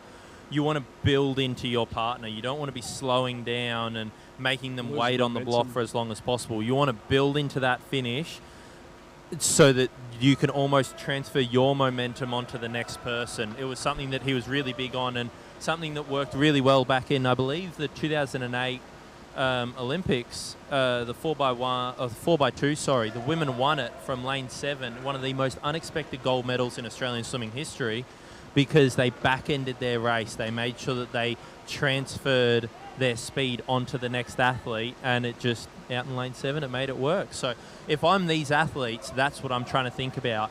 Not just making the best swim for myself, but making sure that I finish strong, I make sure I get the full hand on the wall, and can transfer a nice and easy changeover.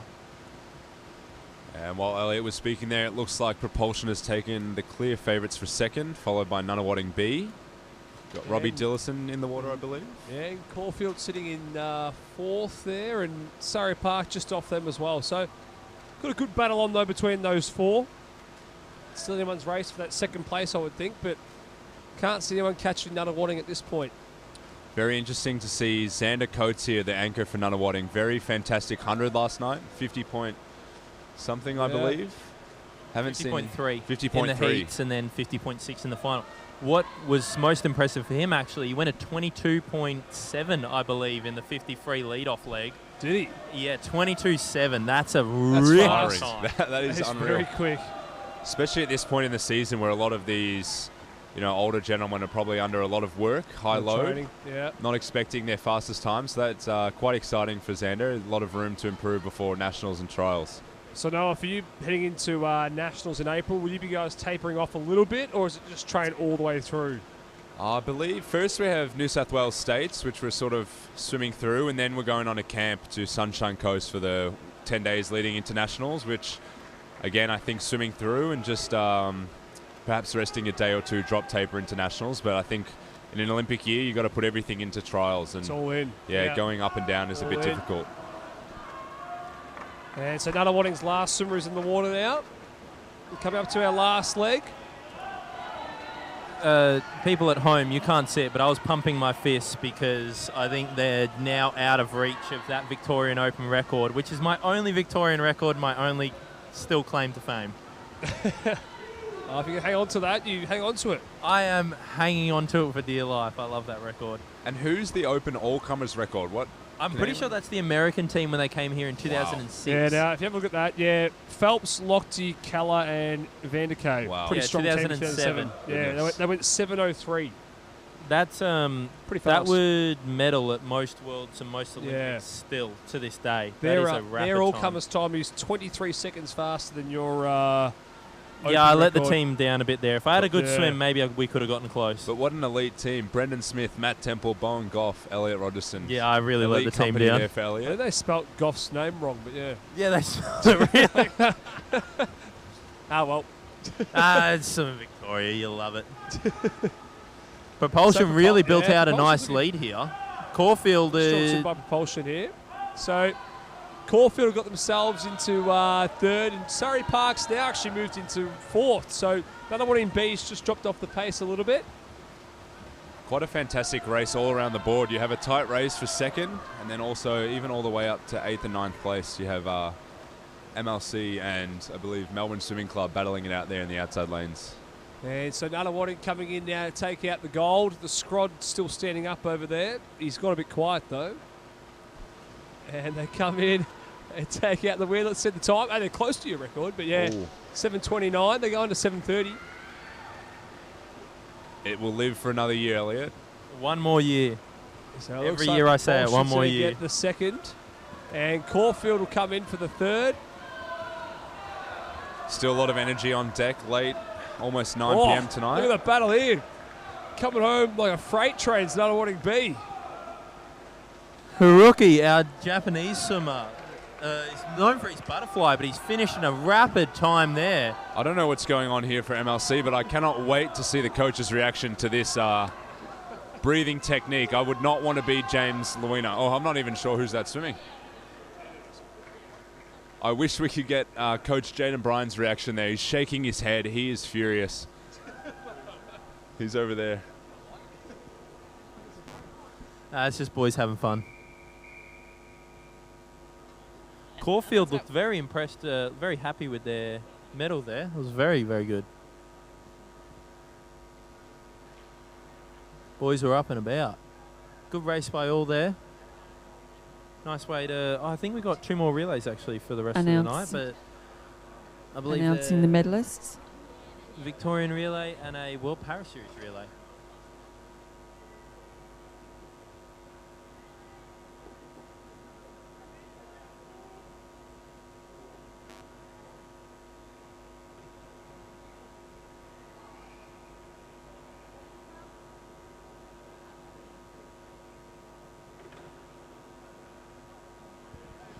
Announcing the medalists for event 55, the women's 4x200 metre freestyle relay. In third place, winners of the bronze medal, MLC Aquatic 18, consisting of Mackenzie Hunter, Alana Torrance, Charlie Millard, Judy Hussein Aman. In second place, and winners of the silver medal, Melbourne Swimming Club 18, with Madison Cooper, Catherine Boyle, Andrea Tolentino and Arabella Tomlinson. And in first place, winners of the gold medal and also the Betty Holdsworth Trophy for the first Victorian team in the event are Nunawading Swimming A team with Isabella Boyd, Abby Kearney, Olivia Lafoe and Jandy Schwa, with a time of 8 minutes 21.83 seconds.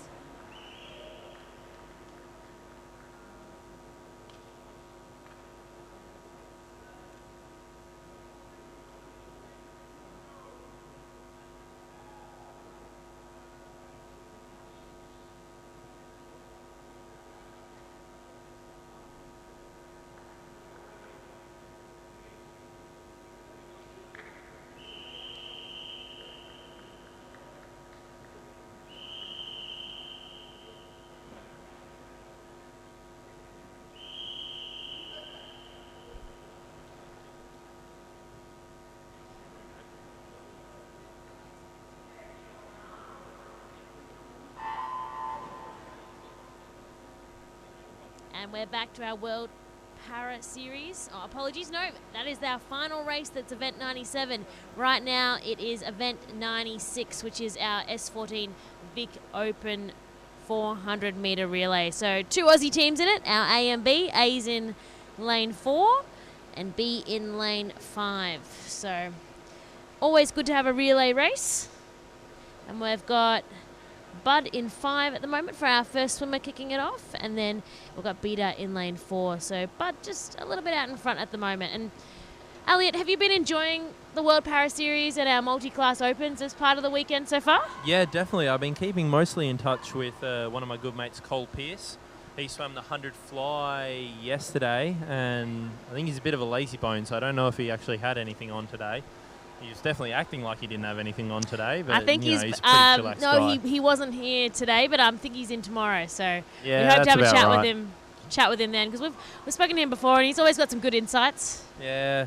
He doesn't stop talking, though, especially at training. When I trained with him, he non-stop chatter. He might be listening right now. I hope he is. He dribbles all the time. Constant. Well, Yada, yada, here's proof of the banter that goes on around pool deck anyway. Oh, yeah. He lives and breathes it. He's a soul of that para team. He loves getting up and about. Him and Will Martin, I know, are really good mates and love driving some of the comedic, or at least they like to think that And they're the comedic event geniuses on currently pool in deck. water is event 96, the mixed 4x100 metre medley relay with S14 participants.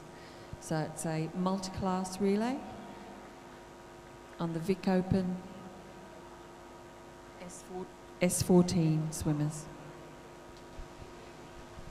Yeah, and so with our S14 classification, we have a lot of regional swimmers also come in as well from Geelong, from Ballarat, and especially around the city, of course. But it's good to see our regional swimmers coming in and being part of it as well. I believe Ruby Storm is one of the regional swimmers. She's from Traralgon, I believe. Yeah, Don't quote she me on that, was in a race earlier. Yeah, she's one of Victoria's shining lights in the para series. Like, she's been incredible for years, many years. I remember seeing her around on pool deck, and she always had a medal around her neck. You know, just from being up there and winning everything, basically.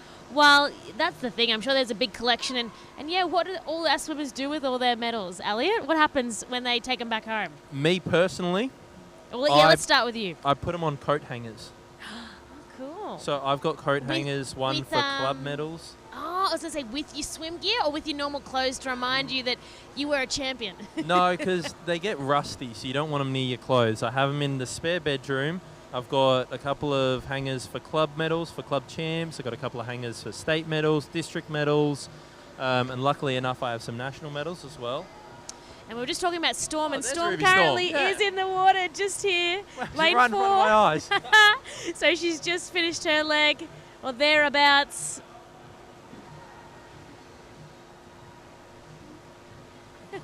Maybe that's why I brought her up, because I subconsciously saw her. I was looking at her. You knew. But yeah, so yeah, you hang them on coat hangers. That's a hot tip for everyone. Yeah, it saves a lot of space. What I do recommend, some of them are real old, like back from 2008. They get rusty. Oh, Well, okay. at least I the don't real know how metal you ones do. prevent I that, don't know I'm if sure. they. Some of them are plastic now, so they wouldn't get as rusty. Can But Google like the that. real metal Well, ones. the ones from the World Para Series that we've been seeing presented here tonight are definitely not plastic, because they are shiny as, and they look really nice too. And I can almost guarantee you they're heavy as well. Yeah. Like those things. If you're a successful swimmer, you don't understand how much work goes into just lifting medals. It is heavy work. There's your weight training in itself, and here we go to the end of our relay just here. Thompson in 5, McTurnan in 4, and it is Thompson that is going to take it home. And that is pretty exciting, because Thompson in 5, that was the B team. Sometimes A and B can just be letters on paper. These I can imagine that the coaches just wanted to see an exciting race and try to split it up as evenly as possible to get each other racing. Oh, that was super close. So 2 seconds in it from our S14 teams. Yeah. And then we do have our Announcing final the race. medalists for event 56, the men's 4x200 metre freestyle relay. In third place, winners of the bronze medal, Caulfield Aquatics A team, with Harvey Lark, Nicholas Stupas, Xavier Purcell and Campbell Wilson Moran. In second place, and winners of the silver medal, Western Melbourne Propulsion A team, with Lachlan Jacket Simpson, James McBride, Robbie Dillison and Kakeru Awanu. And in first place, winners of the gold medal and also the Len Blease Shield for the first Victorian team, is Nunawading Swimming Club, with William Petrick, Silas Harris, Evan Chee and Xander Coates, in a time of 7:29.33 seconds.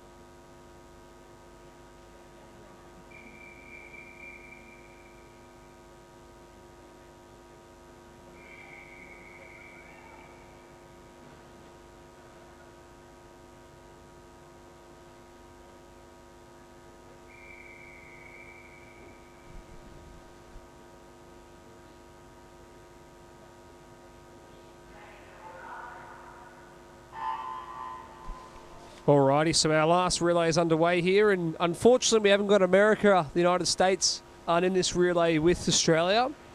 So this is our 4x100 medley for 34 points in the World Para Series. So these guys raced last night in a relay too. It was the 4x50 last night though, from memory. Yeah, and this is the 34 points. We were talking about, do you go faster when you've got someone racing next to you? What are your thoughts, Elliot, on that? 100%. I think, 100%. although you could argue maybe clean water. Yeah, a bit of clean water. Is event 97, the mixed 4x100 medley relay for World Para Series. This is an event with 34 points as the maximum for the swimmers within the team. Yeah, I guess if you've got clean water around you, you can go pretty fast, but it is pretty hard to get motivated to go quick by yourself too. Well, there's different ways of thinking about it.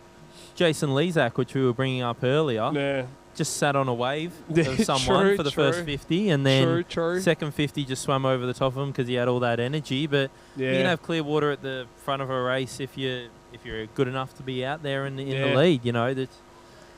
I always find it much easier to push yourself when there's someone near you. Just when there's someone. I know that I was very vocal about winning when last year when I was doing relays that none were going to win, and there was almost a pride thing of beating the person next to you, knowing that you're better than the person next to you. Whereas if you can't see something, you don't know it's there. I think too the biggest part of it is being behind the blocks, and there's 4 other people from another team next to you. You can feel that tension, a bit more energy in that relay. As when you're out there by yourself, it's a little bit less, energy around it. Well, it's a time trial, isn't it?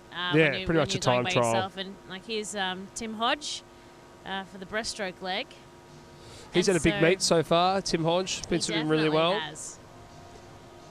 So moving in now to the butterfly leg. It's also pretty hard when you're Melbourne turns the weather from 25 degrees and sunny to freezing cold tonight. Very glad I chose pants. Very glad I chose pants. I was thinking about shorts or pants before I came here. I'm very glad I chose pants. Everyone's got their kit on pool deck. Their big coats are back. That's actually something interesting. You'll see a lot of especially top-tier swimmers. I know Will Petrick was doing it. Will Yang does it. And your good swimmers like Cody Simpson. The elite of the elite, and you'll see it at Worlds, Nationals, all that. You've got to get your body temperature up before you race. You almost want to be sweating before you get in the pool. On the blocks. Because that's when your blood moves around your body the quickest and it can deliver nutrients to your muscles more efficiently. Yeah. Whereas if you're cold, your body goes primal and all your blood goes internal to your organs rather than external to your muscles, which actually are the things that need to be firing and moving. And all that exercise science and research done on that. And you were speaking of efficiency, and look at Emily Beecroft in the water now. Like, her efficient stroke just coming up as she ends her 100 metres, just coming underneath the flags. Yeah, you do see a lot of swimmers now wear the big jet coats, even in hot weather. Like up in Queensland, they'll still wear them out in the pool deck before a race. And sun's even out indoor in pools, they still wear them. They'll have thermal, they'll be electrically charged. Like you can press a button, they can heat up your core body temperature. Yeah. Also that you can get that. That's the reason. Like obviously you like to loosen up the muscles a bit, but that is the reason you do a warm up is to get that body temperature up. You lock all that heat in with coats and clothes, and then you go out. Take it off last second right before you swim. And that's when athletes get frustrated, the swimmers, when there's a delay or a technical error happens. They lose that. And so they get an antsy, warmth. but they're losing that warmth at the same time. It also becomes tactical. If you're the last person called out, you take as much time as possible because that's more time where these other people taking their clothes off, they're standing behind the block. And if you're the last person out in lane 4, you stand there, you take your time, one shoe, one sock, one... then you take your pants off, then your first layer of jacket, then your shirt, then it comes off slowly. It becomes a tactical thing just as much as anything else. Yeah, and coming in now to the wall is Warren. And so their entry time was 4:37, so they've got a little bit over that tonight, but it's probably understandable, as we said, swimming like a time trial by themselves has been pretty difficult. End of the night, it's been a big meet so far, so 4:43. And that concludes our night of racing of night 2. It does. It's been a pleasure to have you join us here tonight, Elliot and Tim, as always. We've had some amazing races. Yeah, it's been a good night again, and be back here again tomorrow morning and tomorrow night for our final day. Absolutely. We'll see you tomorrow morning for the heats, and we'll be back tomorrow night calling all the action for our finals. We shall see you guys then. Thanks for having me.